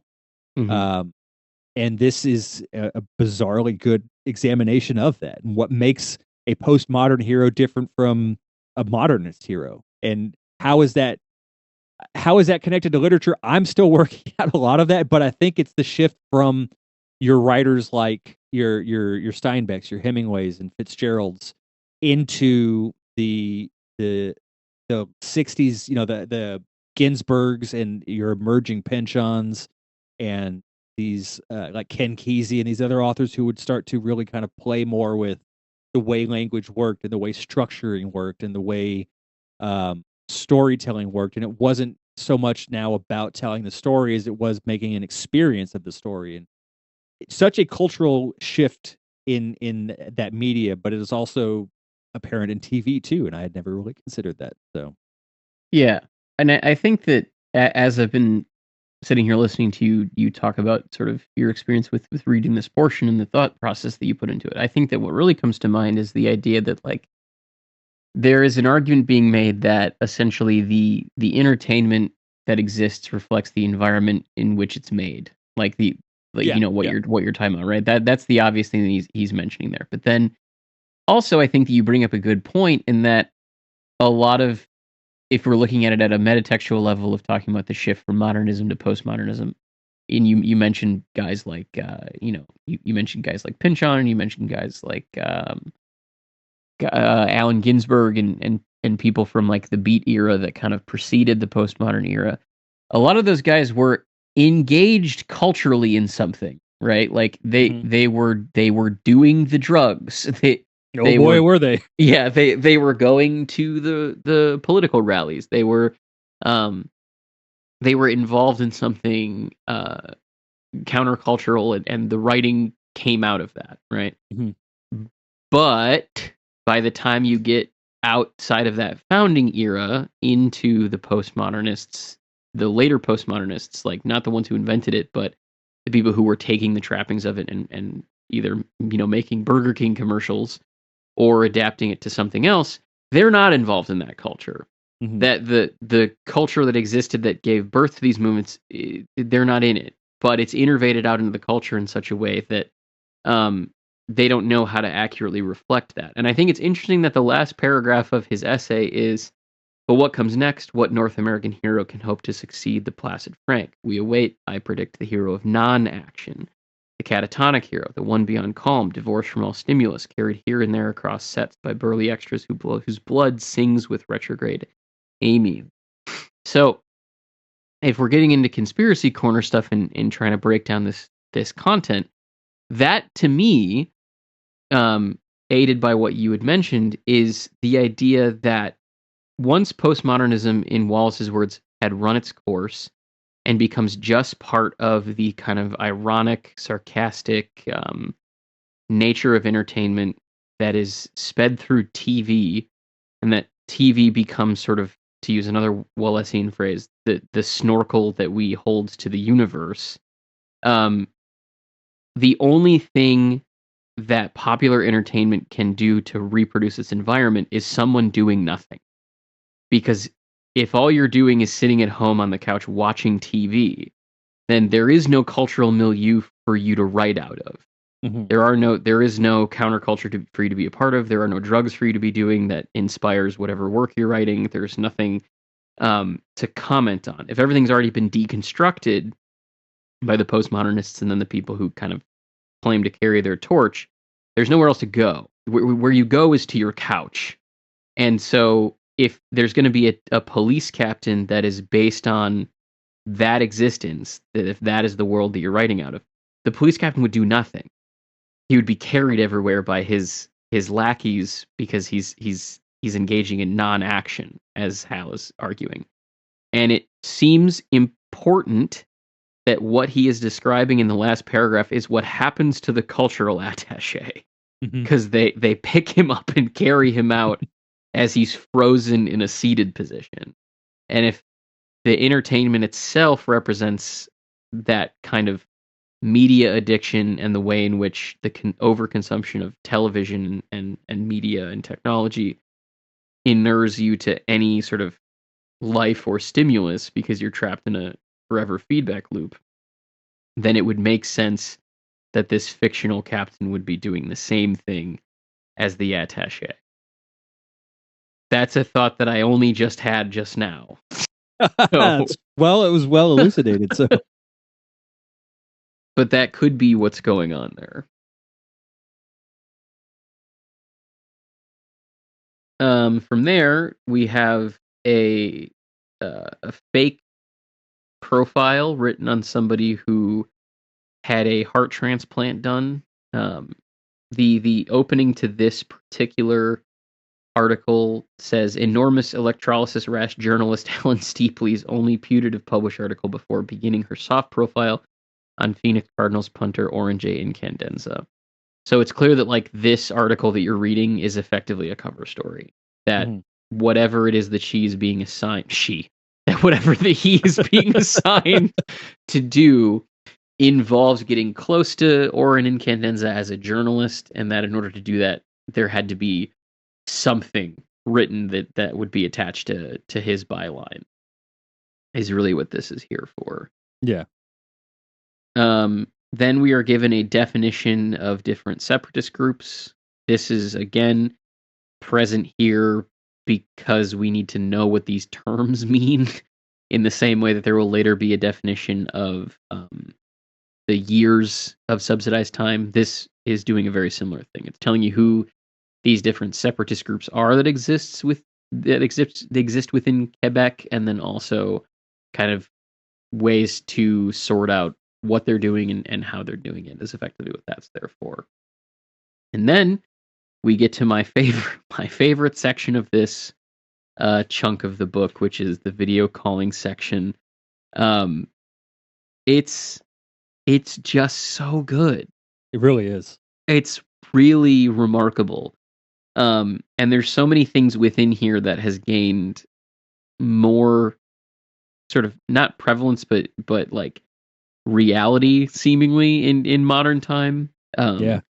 Like even from the introduction of this sort of article, for lack of a better term of what to call it, it says, though of course they had that little intelligent agent homuncular icon that would appear at the lower right of a broadcast cable program and tell you the time and temperature outside, or remind you to take your blood pressure medication, or alert you to a particularly compelling entertainment option now coming up on channel like 491 or something. Or, of course, now alerting you to an incoming video phone call, and then tap dancing with the little iconic straw, boater, and cane just under a menu of possible options for response. And callers did love their little homuncular icons. Basically describing an AI assistant. Mm-hmm. So there's that. There is later a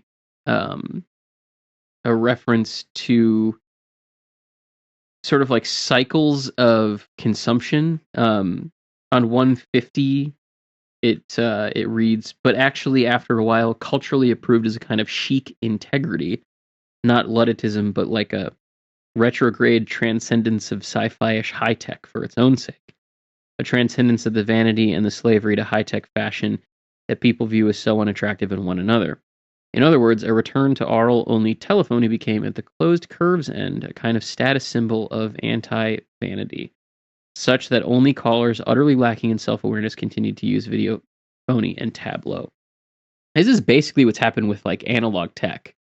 Like there has been a return in interest to analog technology. Like I was listening to a video essay that someone put out semi-recently online about the analog bag trend on TikTok, which is people going through like a tote bag basically of all of their analog stuff. Like, here's my iPod, here's my wired headphones, here's my notebook, here's my book, here's my water bottle, but still linking affiliate links to buy all of it at. Jesus. To where it is essentially the same consumerism shit, but applied to something that is making them seem cool or chic for engaging in sort of old school technology. That like deep down at its core, there is no, Luddite like impulse in these people. It's for appearance's sake or to again get money from affiliate links. Yeah. And then the quote goes on to say nothing of masks, and these tacky facsimile using people became ironic cultural symbols of tacky vain slavery to corporate PR and high-tech novelty, became the subsidized eras tacky equivalents of people with leisure shoots, black velvet paintings, sweater vests for their poodles, electric zirconium jewelry, no-coat, lingua scrapers, and most communications consumers put their tableau dioramas at the back of a knick-knack shelf and covered their cameras with standard black lens caps, and now use their phone cons as little mask hooks to hang these new little plasticine address and phone diaries specifically made with a literal receptacle at the top for the binding for convenient hanging from former mask hooks. That's also how a lot of people have responded to AI as it's developed. Yeah. Where, like, the people who don't use it make fun of or look down on the people who do use it. And this is not me saying anything about the qualities of using or not using AI or anything to do with my own personal opinion. That's just what a lot of people do. that like the idea that if you're one of those people who uses AI, you're somehow lesser than someone else, right? Like these things that he's talking about within a completely fictional piece of technology and fictional landscape, it is still representative of the truth of just technological development in general. Yeah. And I think the section of this section that stuck out the most to me is it starts about halfway on page 148 and runs on to page 149. I don't want to. I mean, I would love to read it, but it's a very long section. But this idea that we went from um and how am I trying to phrase this? Like we went from being a beauty obsessed culture who we had to present ourselves to the outward world, the in-person world. We had to present our best selves. We had to buy makeup. We had to buy hair products. We had to buy the right clothes. We had to buy the right shoes and this and that and the other. And then right as we start kind of getting away from that, and there's this shift in the zeitgeist towards a more natural, like just wear what you want to wear and do what you want to do kind of thing. And really a lot of this started around the COVID time when we kind of got ourselves locked in and didn't have to dress to impress anymore. But now, because everything is done through video calls and through Zoom and Skype and whatever else the case may be, and so many people are chronically online in a video medium, we've gone right back to this idea of we have to present our best selves, and there is this image obsessiveness that has brought itself back out that he's talking about in this section where these people are buying these. It starts out as you can have like a digital avatar, but then the digital avatar just becomes a digital mask, and then the digital mask becomes a physical mask, and then it's constantly evolving itself, and the ability to keep up with it becomes almost comical and depressing at the same time, because you see all these people who are so obsessed with it and they don't know what to do without it, because if you don't have it, people don't want to talk to you. But if you just are your natural self, you don't know what to do, and people don't know how to talk to another person over a phone because it's a weird disconnect where you can still see somebody, but you're not there with them. So there's this like, what do I do? It's a Ricky Bobby thing of like, what do I do with my hands? Like, you don't know. And so that makes it awkward. So you have to have this substitute come in for you. And then it's just this cycle, and it's so horrible. And it's only gotten worse as the sort of YouTube culture and social media culture has taken off. And then also to kind of go back to what you were talking about this return to physical media and physical things, like that's something that my wife and I have been actively trying to do is to get away from the chronic online presence and be more, we're getting magazine subscriptions and we're trying to find things to do that aren't always being online and disconnecting from it. And it really truly feels good. And I think that a lot of people genuinely want that, but don't know how to do it because it's become so ubiquitous in our lives. And this whole section of the book is kind of talking about that. Like, the eventual point we will hit when we almost can't live anymore without technology helping us do whatever we think we need to do. Well, and it's also it depicts something very real in the sense that like a piece of technology is created that people either purchase or are forced to purchase through like generalized adoption, that just leads to more purchases. Yeah. Like if you're someone who existed during this time and had the phone and were just sort of an average person, that means you not only bought the phone, but you also bought, whatever upgrade to your actual phone service probably would be required, or your internet service would be required for you to be able to make video phone calls in the first place. And then you would have eventually bought a fucking mask that's made to represent like an idealized version of your face. And then you would have bought like an entire tableau to put your head through, like one of the people at like a boardwalk carnival. And then eventually, bought a whole thing just to basically cover the camera with, to make it seem like, you were there and listening. And then you just use that as a lens cap, essentially. So one purchase leads to like 5. Yeah. And like that is also illustrated in a lot of these new technologies and how they breed dependency on other things, or they breed purchasing of other things on top of it. Like what he's describing is very universal. And I like that you brought up COVID, because this whole section ends with Even then, of course, the bulk of U.S. consumers remain verifiably reluctant to leave home and teleputer and to interface personally.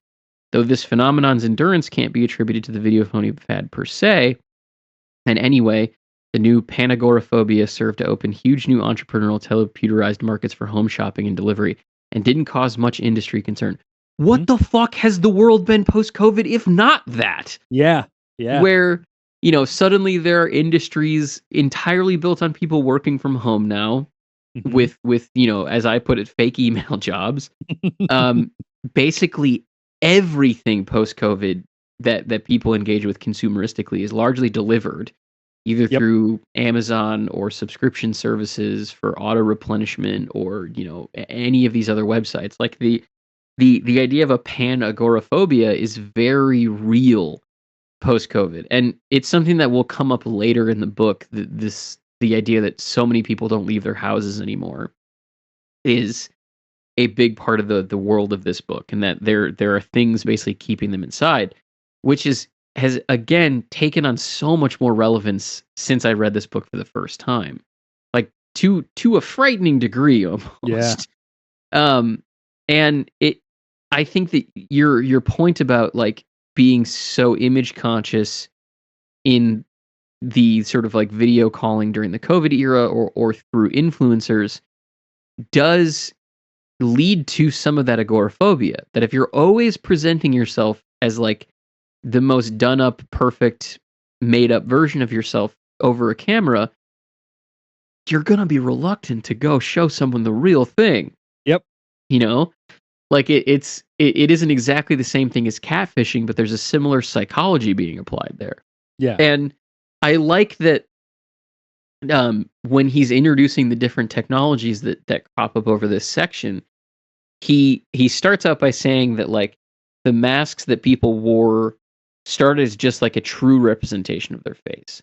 And then eventually they turned into like an idealized version of their face, which just bred an anxiety over not being able to see someone in person anymore because they've been given an impression of you that isn't real.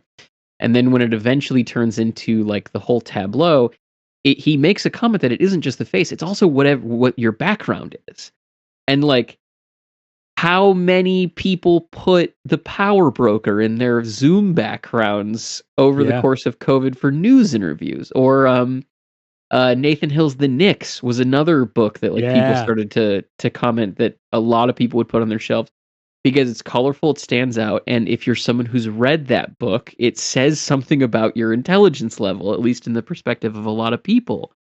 And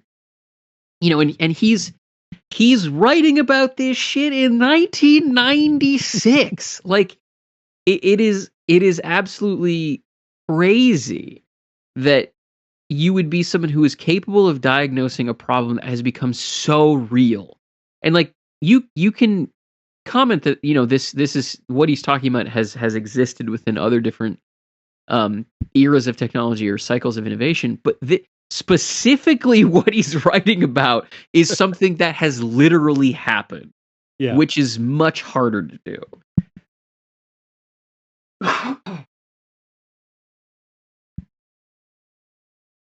Do we have any other thoughts on the video calling before we move on to the urine sales? I mean, we could probably go on and on about it, but yeah, we probably should move on. Probably it really truly is probably the best section of these sections, or of this section. Yeah, I would agree.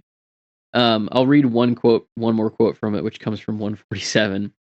But the experience proved almost universally horrifying. People were horrified at how their own faces appeared on a TP screen. It wasn't just Anchorman's bloat, that well-known expression of extra weight that video inflicts on the face. It was worse.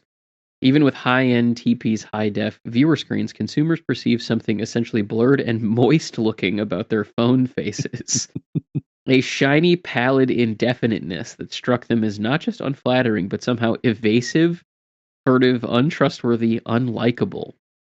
In an early and ominous interlaced GTE focus group survey that was all but ignored in a storm of entrepreneurial sci-fi tech enthusiasm, almost 60% of respondents who received visual access to their own faces during videophonic calls specifically used the terms untrustworthy, unlikable, or hard to like in describing their own visage's appearance, with a phenomenally ominous 71% of senior citizen respondents specifically comparing their video faces to that of Richard Nixon during the Nixon-Kennedy debates of BS 1960. Oh, what a wonderful little bit of history. So funny. I love the way that it's written as, like you're saying, a bit of history. It's such a clever way to do that. Uh-huh. So that's what brings us to Pemulus's business of urine sales. Representatives from the Onan TA come out and they test people's urine a couple times a year, and enough upperclassmen at Enfield are doing drugs that Pemulus is able to run a business, getting urine from his little buddies and reselling it to the upperclassmen in order to pass drug tests. And like there's so many good details in this section, like the fact that he has an actual like paper hat and he's doing like carnival barking basically for bottles of urine. That just makes the whole scene really, really excellent. But it shows how rampant the issues with Hal are amongst the like broader student populace. But I wanna specifically spotlight the fact that there's a lot of stuff with Mario running through this section. Mm-hmm. In particular, there's a reference here on 153. It says, is filming the congregated line and social interactions and vending operation of the urine day lobby using a strap-attached head-mounted camera and thoracic police lock and foot treadle, apparently getting footage for one of the short-range, himself-influenced conceptual cartridges the administration lets him occupy his time making and futzing around with down in the late founder's editing and FX facilities off the main sub-ComAd tunnel. The reason I bring this up is because, to me, this really speaks to the idea that Mario is the only one of the family who's still in communication with their father. That, effectively, everyone else has done what they can to move past their dad or to kind of bury the feelings of their relationship with their father. But Mario is engaging with his equipment and is making, as it says, their conceptual films in the style that his dad did. And so while he may not be capable of speaking to his father anymore because his father's dead, he is still trying to make an effort to be in communication with his ancestors in a healthy way. And that's something that no one else in the Incandescent family has. Yeah. We also get some really good detail on who Pemulus is. We learn that he's someone who should be a high achiever, that he's basically given up in trying to improve. He's just barely chosen to be a middling tennis player, that he's there on scholarships, that he constantly skirts the line of sort of expulsion by just squeaking out a good enough GPA, and that it is essentially just sort of common knowledge that he could be doing better, but he's not. And I think it is interesting that he is a pathway of corruption for a lot of people in this book. Is someone who basically knows enough to be dangerous, effectively, to borrow kind of like common parlance, but chooses not to be better than he is. He's a very interesting, very complicated character. He is in the book. And I think it's because we all kind of know that person. Yeah. That it's frustrating to see them do what they do because you know what they're capable of, but at the same time you're kind of like, well, I get it. Like I think, to kind of play a sort of devil's advocate to that kind of character, they possess the capability to go out and do really interesting, really influential things in the world. But at the same time, I think they realize, either consciously or subconsciously, that at the end of the day, it's either going to make things a lot worse for a lot of other people, or it's not going to do jack shit at all. And so what's the point in even trying? Mm-hmm. So it's this kind of like limbo of like, how do you take that path? Like, do you apply the time and effort to be the person that you're capable of being, regardless of how it's going to impact yourself and others down the road? Or do you just scale back and just kind of slide on and kind of let whatever happens happen at the cost of throwing away whatever potential future you might have had, and at the end of the day, ultimately corrupting a bunch of other people? Like it's a no-win situation, really, when you look at Yeah. it, and it's a challenging one for someone to be in, and you kind of have to feel sympathetic for them as a result of that. Mhm. Yeah, absolutely. Um, and then almost as if to say that Pemulus is not as smart as we might think he is for taking, all of these different sort of advantages and just skirting the line. That it proceeds to then tell the reader about how he has a terrible sort of plan in place to avoid um being entrapped by a rat. Even though it, like, A, wouldn't hold up in court, but then also B, I think there's something very telling in the fact that even if his motivation is not um just trying to insulate himself from prosecution, which wouldn't work anyway, there's something really um almost Luciferian in the way that he Yeah, requires people to ask him to commit a crime.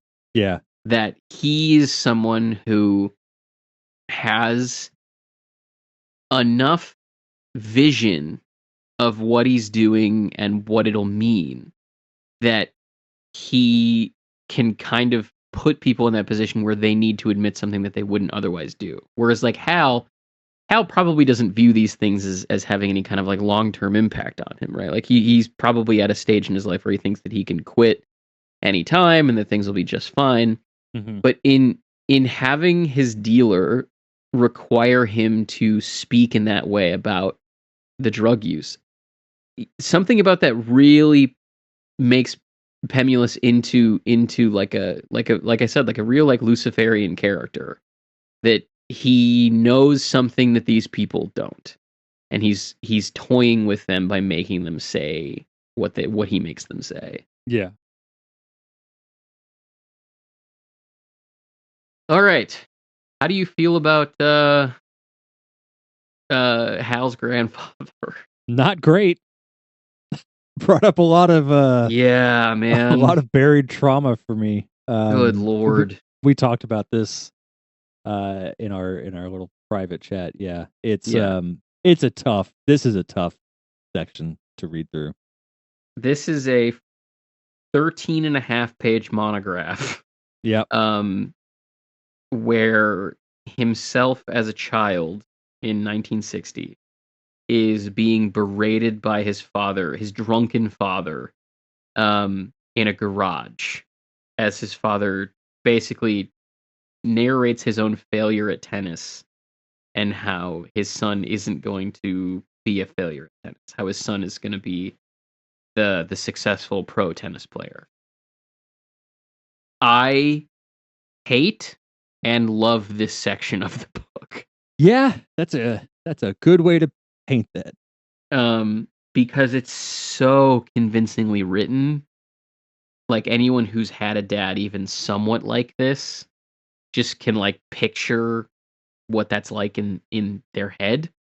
Um, but it is also especially coming after the stuff we've already read, where Wallace is talking about these different cycles that repeat themselves, familial trauma, all of that. For him to peel back the layer and show us this feels like such a gut punch in terms of where this family basically started at. Um, and on 163, um, I wrote just sort of in my notes here. Annular fusion, waste of one step generates fuel for the next. Great great grandfather completely ignores his son's gifts at tennis. Doesn't give him the time of day. Is also an alcoholic. Uh, the grandfather Incandenza then forces his tennis on his kid because he wants his kid to have something he didn't, and he's also an alcoholic. But his real dream is like filmmaking. He has this big, unified idea of Marlon Brando and what makes Marlon Brando special as an actor, and he's talking about how he's going to move the family for this one chance he has to be an actor and to kind of fulfill his destiny with this audition that he has. And then eventually the father himself, James Oren Incandenza, he builds a tennis school, fulfilling something of his father's dream for himself, but then also starts making movies, which his father was never able to do, and he also becomes an alcoholic. Mm-hmm. And then of course that all leads down to Hal, the fourth generation, who has the actual skill and ability to become the professional tennis player that the grandfather wanted to be, but is actively undercutting his ability to do so with his usage of drugs. Like, this book has one of the best portrayals of how these things trickle down through the years and how one generation will try to absolve or fix the mistakes of the previous while propagating those same mistakes. Mm-hmm. And he even doesn't, if well-intentioned. yeah, Even if well-intentioned, it will do that. Yeah, and he doesn't just tell you that right on the page. You have to be paying attention to what these people are saying. Like the idea that the great grandfather is an alcoholic is very lightly hinted at in this section. But you can piece together how these things all kind of slowly unravel generation after generation, and as the book unravels, it's just so genius. Mm-hmm. I mean, the grandfather refers to his father as himself. Yeah. So even just down to the way in which one generation views the prior, it's all one. And he talks about how the great grandfather, his dad, casts a long shadow. He casts such a fucking long shadow that 4 generations removed from his life, they're using the same name to refer to their father as the grandfather did. Like, it is just such a excellent depiction of what these cycles do to a family, and like the visceral way in which the dream is kind of stolen from the grandfather in Candenza, with this like visceral like destruction of his knees. Oh God, yeah. Ooh. Yeah, and how he's like hobbled basically by both his ambition to be great and his father's indifference is such a amazing literary device. Yeah. Well, I think the other thing that's really interesting about this section, I mean, everything that you said, I completely agree with, and it's all kind of compounded by the fact that this is all like, if you look at the physical text on the page, it is unrelenting. There's barely ever paragraph breaks. There's barely ever any time to breathe. Like, you are forced to read this from start to finish. Like, there's no break in this section. You have to endure, just like all 4 generations of this Incandenza family have had to do. You have to just bear with it, and in the face of all of this just barreling down on you, you have to just get through it. Yep. And you get rewarded for doing it, but I mean, it's an experience that's going to live with you for the rest of the book. Like, this section had stuck with me from the last time I read it, for a lot of reasons, and you know, you elucidated those very well. And I think I didn't catch the physical aspect of it until this time. Just how it's presented on the page is also doing a lot of subconscious work while you're reading it. Yeah, very true. And I mean, like, even to take it one step further in how this stuff cascades out, like, this story tells you why there's like a superstition about black widows in the entire Incandenza family. Yeah. Like, it's mentioned before this happens that himself, the father, has like a fear or a superstition around black widows. And like Oren has like a fear of black widows, and like it all comes from this one, memory where the grandfather thinks that maybe he slipped on a blade. He doesn't even know. Yeah. Yeah, it's for all the reasons you had mentioned and more. It's such a genius depiction of this kind of thing. From there, we hear about Pemulus's efforts to purchase some DMZ, which is basically a incredibly potent version of LSD. That is so potent that it causes people to often completely lose the ability to both speak and to live in linear time. And it turns out that Pemulus has been trying to get a hold of some of this for a while, is effectively what this section is indicating. This isn't the scene where he actually buys it. That comes later in the book, but this charts some of his efforts to do so, leading, of course, to the fact that we learn that he's Hal's drug dealer. Yeah. What do we think of Tennis and the Feral Prodigy portion? It's devastating. It really is. In fact, I wrote at the top of that page, funny as this section is also existentially heartbreaking, great insight into Hal's mind, though. Mm-hmm. That's, it, and to come off of, I think the situating of this here, after the brief part about the DMZ, like we get, what, 2 pages altogether on the DMZ thing? Yep. Yeah. But it's sandwiched in between this whole thing with himself's history and his himself's history and his himself's history. And then, and I should have brought this up when we were talking about that section too. That's like, that section is really the first time that we really get a first-hand, I get maybe second-hand account of himself's life, and to really see it, because prior to that, all we really get is these little like nuggets of information here and there, and then the extended filmography, and we learn about him through the filmography. But now we have this explicit description of what his youth was like, and now we have to see it again in Hal, and how it's affecting him in the present, because himself's not here to really talk about what happened and to provide a perspective on it, but Hal is, and we're seeing it in this chapter, and like how it's shaping him as a person. Yeah, 100%. And just down to some of the details, right? Like on 172, hit about 1,000 serfs and no one, while himself sits and advises with his flask. 2 pages ago, we heard, a scene where that describes the same thing. Have himself hunched down to put a long pale arm around your shoulders and tell you that his own father had told him that talent is a sort of dark gift, that talent is its own exploitation, and it is there from the start, either lived up to or lost. That's fucking the same thing. On 174, it says, here's how to tie a bow tie.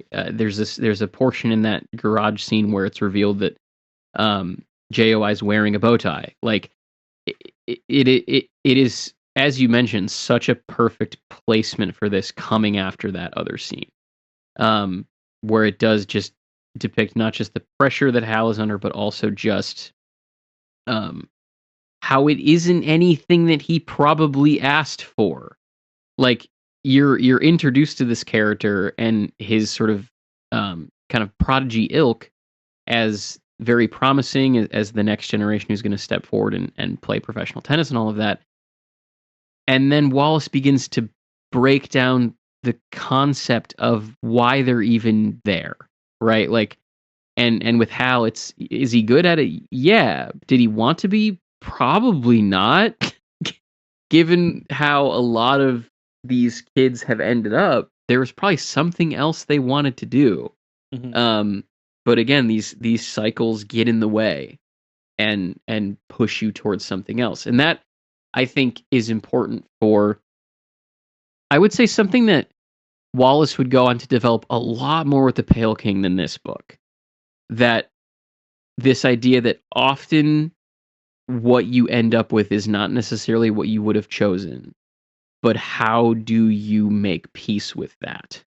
And how do you still end up with something approaching satisfaction in your life? How do you reconcile work with your life as a person?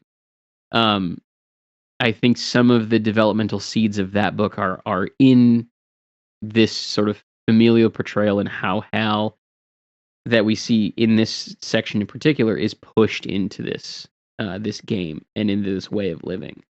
That he has to reconcile a lot to accept that and to give himself over to it. It's a great depiction of sacrifice, which of course underpins all the stuff as Tennis's life and how often we don't choose the life that we don't choose the life that we get. It comes to us, and you can talk endlessly about it, but it's again another very nuanced, very important section that is made all the more so based upon where Wallace chose to place it. Yeah, and I think something too to look at, and I think this is again this chapter hit me hard, especially coming off the back of the other one. But things that on the surface seem funny, when you really think about them, how like brutally, not like what's the word I'm looking for? It just like painful to really think about. Like there's a line I underlined here at the very beginning of this chapter. Your brother gets to ride shotgun while a senile German blows BBs at your legs, both of them laughing and screaming Schnell. Funny. It is a genuinely funny image to see. But when you think about how going through that, like he is pouring so much of himself out to try and be this person that his father and his father's father and his father's father's father wanted him to be. Mm-hmm. And the reaction he's getting from other people is they're shooting his legs with BBs and laughing at him while he's physically exhausted and forcing himself to continue running. Yeah. Like it's traumatizing. Yeah. Well, I think that's what sells the genius of this book in a lot of ways. Like you've hit on something that Wallace himself, if you go and listen to a lot of the interviews of the time, commented on, which was that he wanted to write something extraordinarily sad.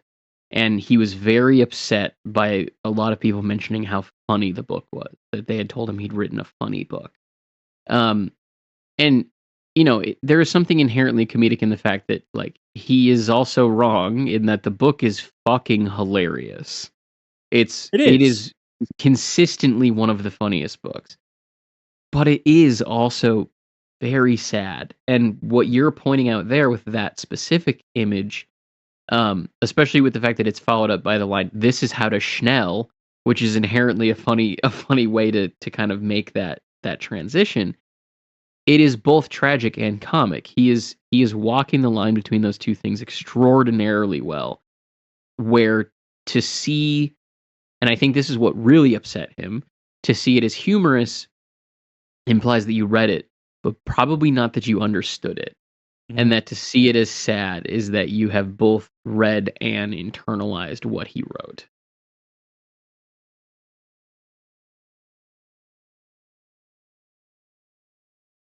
After that, we are treated to a series of one-sided dialogues with the head of Ennet House, Patricia Montessian.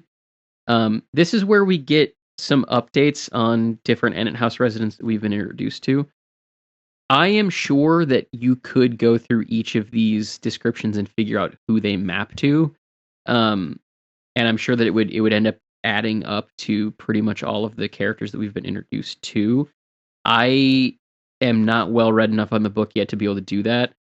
I know that one of them is probably Tiny Ewell, that being the one who's saying that she needs to define alcoholic. I believe that the one at the very end about It's Back is probably Kate Gompert. And then there's one that mentions Mildred Bonk, which is obviously Bruce Green. Well, I think the first one is obviously Nell too, because it talks about the drumming, right, which comes back up in the third one. Yeah.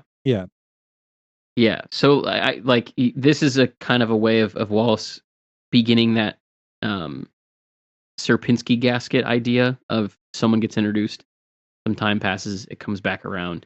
Some time passes, it comes back around. It's building a larger structure. But I think that from a perspective of sort of importance, what is really happening here is this is a group of people who are not necessarily trying to excuse their behavior, but in a lot of cases, what they're describing is like, I need you to define alcoholic for me. What does that actually mean? Or, people trying to explain away their behavior. That shows a difference in mindset coming after the stuff with Hal. Like the idea that you are exposed to this person who is sacrificing everything for this sort of goal versus people who are coming up with excuses for themselves or coming up with justifications um or in the case of some of them who are clearly just temporarily kind of disabled in some way are trying to push through towards something else. Like these two segments next to each other work in a very interesting way to depict the mindset of someone who is trapped in an abusive cycle, in this case drugs or alcohol, versus someone who is going after that like long-term satisfaction, that sacrifice in hopes of something greater. It's really smart juxtaposition that Wallace is doing. Mm-hmm. That And leads us. Yeah, go ahead. Sorry, I did underline one section of this, one part that I thought Yeah. might make for a good shirt, or for a good episode title. I'm just going to read the whole quote that it comes from because it's good. Alls I know is I put a Hunt's pudding cup in the resident fridge like I'm supposed to at 1300 and and at 1430 I come down all primed for pudding that I paid for myself and it's not there and McDade comes on all concerned and offers to help me look for it and except for you look and I look and here's the son of a whore got this big thing of pudding on his chin. The phrase all primed for pudding broke me. Genuinely broke me. I had to put the book down and gather myself. It was just so good. Sometimes that's all you are. You're primed for. You just got to be primed for pudding. Yeah. Here we go. After that segment, we are treated to a very exhausting description of, and what I mean by exhausting is not so much that I hated it, but there's this very exhaustive description of a radio broadcast of Madam Psychosis, who is there's no other way to describe it besides talk radio show on the local college station broadcast by MIT. She is a mysterious woman who sneaks into the recording booth, does not like to be seen, records from behind a screen. The engineer has to leave after starting the recording levels, and sometimes has guests on but doesn't really engage with them and does sort of free associative dialogue. I don't want to say anything else about this character yet. Yeah, it's kind of tricky to get around this one. The only thing I'll say is that this section could unfortunately date itself because this idea, this specific medium of entertainment is a bygone era that was too short-lived. For a lot of people, especially like younger listeners and readers, and I hate sounding like the old man here, but you know what? I have to. Like, there's no way around it. But like the joys of like going on a long drive and listening to Art Bell, or Coast to Coast AM. Yeah. Yeah. Or to any of those kind of like late night talk show, radio talk show, especially. Like some of them still kind of exist in different ways, but the experience of getting it on, it's always AM radio. It's always AM. Mm-hmm. It was just such a unique thing. And it was something that like that shit was so far outside of what I ever have believed in as far as like anything that was ever on Art Bell. But it was so compelling that for that like hour or 2 hours that I was listening to it, I'm in. I'm 100% in. Yeah. And it was a visceral experience that I really do wish was still around, but it really sadly just doesn't exist anymore.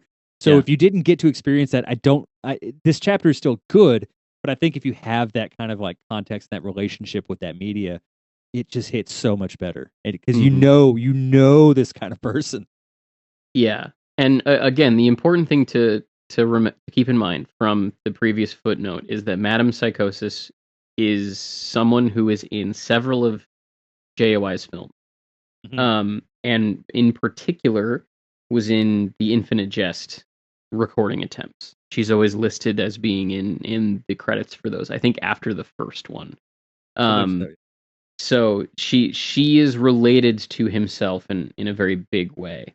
I like, especially because there was something about that era of AM radio shows where there was like an engrossing nature to it. Like often they were very weird. Like Art Bell would have people on Coast to Coast that would be like, actually, I'm calling in because I'm Satan. I realized that I'm Satan. And like Art Bell wouldn't be like, get off the air, you crank. He'd be like, interesting. Tell me more about that. Yeah. Like he was so welcoming with it, and that's what made it fun. Yeah. And so the idea that this show that Madame Psychosis does would have such dedicated listeners feels very accurate, because shows like Coast to Coast AM or any of the other ones that kind of represent this area in radio broadcasting, or this era in radio broadcasting, they were never immensely popular. These are not AM radio shows like, unfortunately, Rush Limbaugh is the first one that comes to mind, where like thousands and thousands and thousands of people were listening to them. They were niche programs, but the people who were interested in them tended to be like really interested in them and would make an effort to always be listening. So it is also very representative of the era in that regard as well. In that I love the way Wallace writes this, where it keeps shifting frame from in the studio booth to the engineer sitting outside the recording room or the recording building to the family dinner of the Incandenzas where Mario is listening to it. Like the way he navigates those frame shifts in the way that it is almost following the radio waves, leaving her microphone out through people's radio speakers, is just, it's so well written. Mm-hmm. And I think there's a line that encompasses the feeling of this scene, and that it really took me back to listening to like Art Bell and all that in my shitty Ford Taurus that I used to drive around in. Mm-hmm. On 187, his FM receiver's power cells tested daily against the low temp lab's mercuric resistors are fresh. The wooferless tuners sound tinny and crisp, so that Madam sounds like a faithful but radically miniaturized copy of her studio self. That is so beautiful. That is how it sounded. Like it was always just shitty sound with no bass in it at all. It was just mid and treble, and it was airy and staticky, and it was perfect. It was perfect. My microphone is supposed to have a button that when I turn it on mimics that. It does. I don't think it does anything. It's what I was aiming for when I do the ads that we do for like the old timey ads for the regular show. That's kind of what I was aiming for, is that like that real high pass, just crackly sound. So I love it. I love it. Yeah, I'm gonna press the button and nothing's gonna happen. Ooh. Now I'm speaking in the radio voice. Yeah, nothing happens. I think it's really funny that that's a button on the mixer, though. Yeah. So this section eventually segues into a family dinner. The mom's Hal's mother can only eat really late at night out of some sort of old Quebecois tradition. I'd be very curious if that's real at all to any of our Quebecois listeners. Do you guys only eat close to midnight? But there's a couple of kind of important things that are listed in here that will come back later. Starting on 191, where it says Hal and Mario probably eat/listen late over at the HMH twice a week. Avril likes to see them outside the awkward formality of her position at ETA CT's the same at home and office. Both Avril and Tavis's bedrooms are on the second floor. As a matter of fact, right next to each other. I won't say why that's important right now. The only other room of there is Avril's personal study with a big color Xerox of M. Hamilton as Oz West Witch on the door and custom fiber wiring for a tri-modem TP console. A stairway runs from her study down the backside of HMH North down to a tributary tunnel leading to the main tunnel to ComEd, so Avril can commute over ETA below ground. The HMH tunnel connects the main at a point between the pump room and ComEd, meaning Avril never hunches idly past the pump room, which fact Hal obviously endorses. Late suppers at HMH for Hal are limited by Delint to twice a week tops because they get him excused from dawn drills, which also means late night mischief possibilities.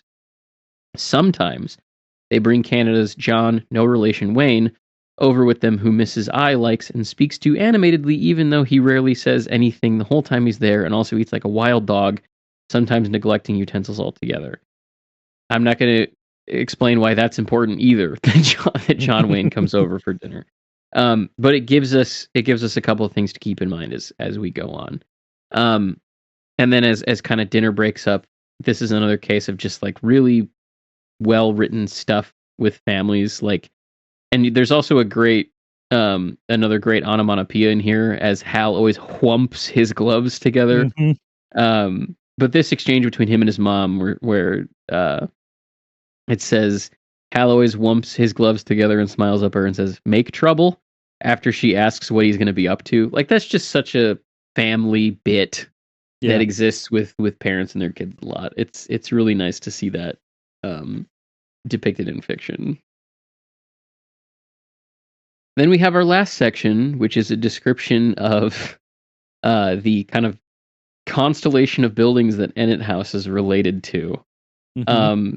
There are so many funny jokes in here. There really are. That really, from a perspective of needing to know like what details are being given here for the book, it's just telling you where the like building is. It's at the bottom of the hill that ETA is on top of. That's the important thing that you need to get out of here. But yeah, the prank that Don Gately at one time played on the methadone clinic, where he listed it as closed, and then all of the people broke into the methadone clinic to steal the medication. The help wanted sign being placed underneath somebody's window who is constantly yelling for help. Like, there is so much funny but sad stuff in here. It's really remarkable. It's great. I mean, just starting with the idea that there's like in the first building, it seems to be occupied only by guys who wear turtlenecks. Yeah. Doesn't mention anything about what they do, just that they wear turtlenecks. Yeah, I also love the detail where it says Enfield Marine was built during either World War II or Korea, when there were ample casualties and much convalescence. About the only people who use the Enfield Marine Complex in a VA-related way now seem to be wild-eyed old Vietnam veterans in fatigue jackets de-sleeved to make vests. I love that detail specifically. Yeah. It's all these Vietnam vests that are wearing their jackets as vests now. There is also some really good stuff at the end here. I love the way that this portion ends. I made a kind of a brief reference to it earlier, where it says, Don Gately's been told that the school's maze of tennis courts lies now on what used to be the hill's hilltop, before the academy's burly, cigar-chomping tennis court contractors shaved the curved end off and rolled the new top flat. The whole long, loud process sending all sorts of damaging avalanche-type debris rolling down and all over Enfield Marine's Unit Number 7, something over which you can sure bet the Enfield Marine VA administrator litigated years back. But Gately doesn't know that ETA's balding of the hill is why Number 7 can still stand empty and unrepaired. Enfield Tennis Academy still has to pay full rent every month on what it almost buried. Just an excellent end line showing the disparity between the people who populate the bottom of the hill and the people who live at the top. It's just fucking genius. Yeah. Well, this was a longer episode than last time. There was a lot to talk about, though. There's a lot to talk about in this section, yeah. And it's less pages than the last time, too, but yeah. It's, man, yeah, there's a lot that went on, and it was a great conversation. We got a lot of really positive feedback on the first episode. So thank you to everyone who made an effort to write to us or to reach out to us. And do you just want to like go back and forth on these? Sure. Okay. I'll start with Matt, and then you can read Brett's email. First got an email from Matt, who listens to both our main program and this supplementary program. the IJ Infinite Jest portion of his email was as follows. I was surprised that you did not really mention the Wardeen section of IJ. I wasn't suspecting analysis of the prose, but I feel like most readers are confronted with that section and have a moment of extreme anxiety. Is this book going to be like this? Of course it isn't, but that section exists, and I believe it may be a huge contributing factor as to why most of the people who stop IJ in the first 100 pages stop. I also think a lot of the first 100 pages after the Year of Glad was written or started in the late 80s, or some of the first things Wallace wrote while IJ was in its infancy. All meaningless speculation. I had read that the professional conversationalist section was the working copy's first chapter for a while. Was Wardeen a college writing experiment? What is the point of it? Should it have been edited out? Was there more of this in the hundreds of pages that were edited out? We kind of addressed this already in the body of the show, so thank you for bringing it up. Yeah, I did have a plan to address it. I just wanted to wait until we got to the Poor Tony segment because the as I'll say egregious as the Wardeen section is, it is of course not the only moment of vernacular or dialect that is used in the book. And so, in response to your questions, was it a college writing experiment? It would appear to be. What was the point? What is the point of it? It would appear to be Wallace sort of thumbing his nose at his professors at the time. Should it have been edited out? Probably. Like it doesn't. It does introduce a character who is at Ennet House. Roy Tony is the character that segment introduces. You could have done it a different way. Like it's one of the only segments that is introduced or that introduces a character from the perspective of a completely different character that like has so little bearing on it. Like it's narrated by a child, right? Mhm. Like there was a different way he could have done it to make it not necessary. Were there more of this in the hundreds of pages that read it out? There's no way to know for sure. I don't think so. I'm assuming that all of the kind of dialect or vernacular that he wrote ended up in the book. And I would imagine that the reason why that's the case is he appeared to be using it to introduce characters out of the cultural milieu that those characters existed in. Like the Wardeen chunk is introducing a character from that background through another individual of the same background. The same thing would appear to be happening with the Poor Tony segment where the person overdoses at the end. So I guess that if there was a reason why he's doing it, right, it would be that. It would be trying to somehow position his characters in their cultural milieu or in their time and their place that they're coming out of. Did he need to do that? No. I do agree with you, though, that this is something that often does turn people off from the book, especially with it happening so early. My fiance read this book last year, and even when she had finally finished it, 1,300 pages later almost, the way that segment is written and the kind of in poor tasteness of it all was something that had like still stuck with her by the end. So yeah, it doesn't do the book any favors whatsoever.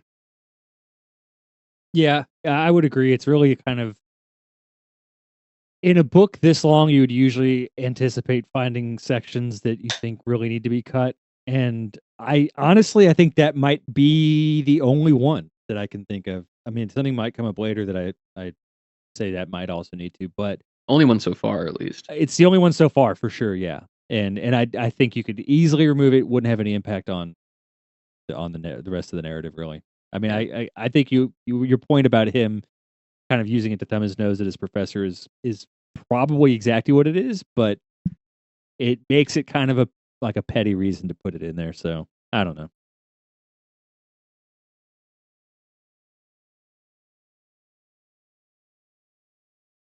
All right. Our next email, our only other email was from friend of the show, Brett Biebel.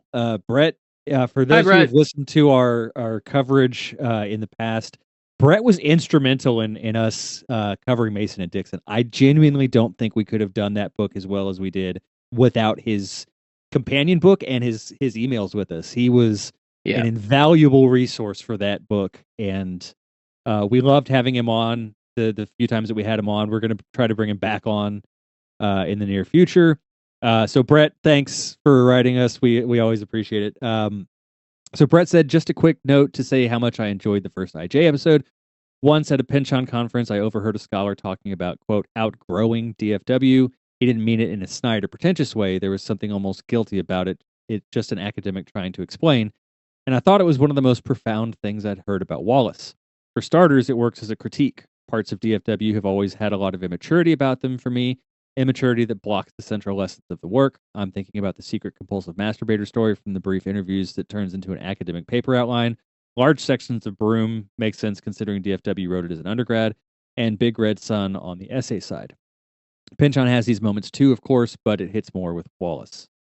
The important thing, though, is that DFW seems to want the writing to teach us how to outgrow it. Outgrowing it is the goal. So many characters are in stunted versions of adolescence, and DFW is practically desperate and more earnest about it than, say, Updike, to shake a whole nation out of that arrested development. IJ is definitely the latter for me. The book that is so sincere and empathetic in its depiction of American malaise, but also, just maybe, hopeful you'll return to it and recognize what the characters are missing. It's instructive literature that avoids pretension. Great work. Hope you and Kate and the team are doing well. Brett, again, thanks. Yeah, we are doing well. We're having a blast doing both this and against today. And I completely agree. I think that a lot of what this book is getting at is showing that stunted adolescence that Brett mentioned, and the impact that it has on people of that age, and how they get stuck in that. And then that's another one of those circular things, because they get stuck in it and they pass that on to when they have, if and when they have kids, and then their kids get stuck. And it's just this endless cycle of this arrested development that just can't be broken until someone can find a way to get in and break it. And yeah, Wallace has his moments of that immaturity. We just talked about one. And Sean definitely has it too. I think pretty much any author worth their salt is going to have those moments. I don't think any author is perfect to the point where they don't have a misstep like that. It's just a matter of, does the overall value of their work outweigh that? I think in this case it absolutely does. So yeah, and when I think the other thing too that Brett hits on that's pretty important is his mention of Updike, and kind of the difference that exists between what maybe DFW is trying to do versus what some other people are doing. I think I would imagine he's mentioning Updike on purpose, because in 1997, David Foster Wallace published a review in Observer of a John Updike novel, and the title of his review is literally "John Updike, Champion Literary Phallocrat, drops one. Is this finally the end for magnificent narcissists?" And it is a savaging of Norman Mailer, John Updike, and Philip Roth specifically, to the point where the first, I'll just read you the first sentence of his review. Mailer, Updike, Roth, the great male narcissists who have dominated post-war realist fiction are now in their senescence, and it must seem to them no coincidence that the prospect of their own deaths appears backlit by the approaching millennium and online predictions of the death of the novel as we know it. When a solipsis dies, after all, everything goes with him. So, especially in comparison to a lot of the other literature of the time that was, as Wallace is mentioning in that review, trying to be realist fiction. Yeah, I agree. The Wallace is specifically trying to be instructive to his reader. I mean, if this book was an Updike novel of the kind that Wallace is decrying in that Observer review, it would be probably just a depiction of Don Gately's addict years leading up to his arrival at Enfield, and it would just be a depiction of addiction. But all of the stuff that is about growing into a better version of yourself, of applying the principles of AA or different 12-step programs to heal, of striving towards something greater. All of that is what shifts it from as Wallace might say, a realist depiction of something like addiction and achievement into something else, an instructive text, like what Brett is commenting on. So I couldn't have said it better, Brett. As always, you have great insight. We got a couple of YouTube comments.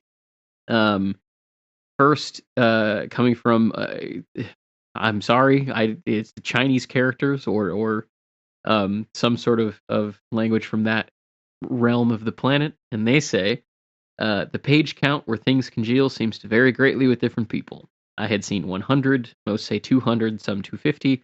Now you guys push it to a full third of the way in. I'll buckle up and go with yours. I keep it in mind that himself did say that the family has complicated entanglements with Quebecois separatists in the early fake conversationalist chapter. They do indeed. They do indeed. Yeah, I would stand by the 300 number.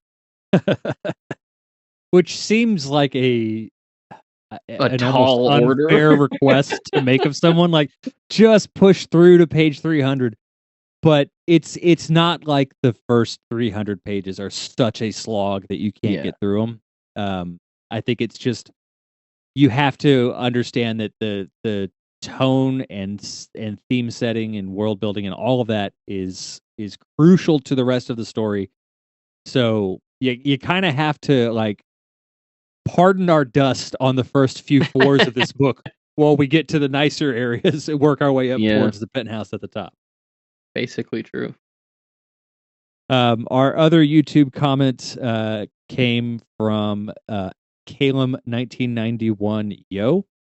Says, thank you guys. One of my favorite books too. I am, though, constantly reminded that I've not paid enough attention to it, even after multiple reads, that someone can always bring up something I totally missed or forgot. Such my brain. It's great to hear people laugh out loud at much of the absurdity of the book. I think part of what I love about books like this, and I've mentioned this ad nauseum on the other shows, is that it lends itself to an almost infinite amount of rereadability. Like, there is so much to discover and so much going on that if I want to sit down, and this, I'll use Against the Day as an example because I've read that so many times, and Infinite Jest will be another version of that. But there are times where I want to read Against the Day because I want to, I want more of the history. I want to understand more of the complexity of it. I want to understand more of the themes that he's working with. There's also times where I just want to read it because it's a goddamn good story and it's just a fun read. And so I think that a lot of people tend to forget with any book, really. It doesn't have to be these door stoppers or these complex, dense narratives. Any book, like, you can just read it for fun because the story is so good. You can just read it again and enjoy it on that surface level, and there's nothing wrong with that. It's why we tell stories in the first place, is to entertain ourselves. So at the end of the day, that's the primary reason we should be reading. The fact that there's so much more that we can mine out of it is just icing on the cake. So it's great that we have books like this, and don't ever think that you have to get all of it or of any book. Like, just get what you get every time you read it and enjoy it that much more. Couldn't have said it better myself. The book that I've read more than any other book, I think, is The Girl with the Dragon Tattoo. God damn, I've read that book a few times too. Yeah. That's a fun one. It's so, and like, that doesn't say there's not a lot boiling underneath the surface of that book. There absolutely is. Oh, but for sure. It is a book that, especially compared to, like, the Doorstoppers or, stuff that is often related to kind of like lit bro books and stuff like that, to borrow what is now, I guess, an outdated term, it's a lot simpler. But it is just an excellent like literary mystery novel. Yeah. It's a page turner, and it's a good. I like books like that as a sort of like palate cleanser in between the big, dense, thick ones. It just, like, it reminds me why I love to read, and then I can go back and be excited about whatever 1,000-page tome I'm about to dive back into. All right. That does bring us to the end of our show. For next episode, we will be covering pages 198 through 306. So you'll be reading up to the start of the new chapter with that annulation symbol on 306. The last line before the page break is, his last worry was that red-handed Papa could see up his dress what was hidden. So that's where we're going to be at for next month. As always, these episodes are going to release on the first of each month. So you have a month to read a little over 100 pages. If you like what we're doing, you want to support the show, if you think our show's worth $1, we'd love to have it.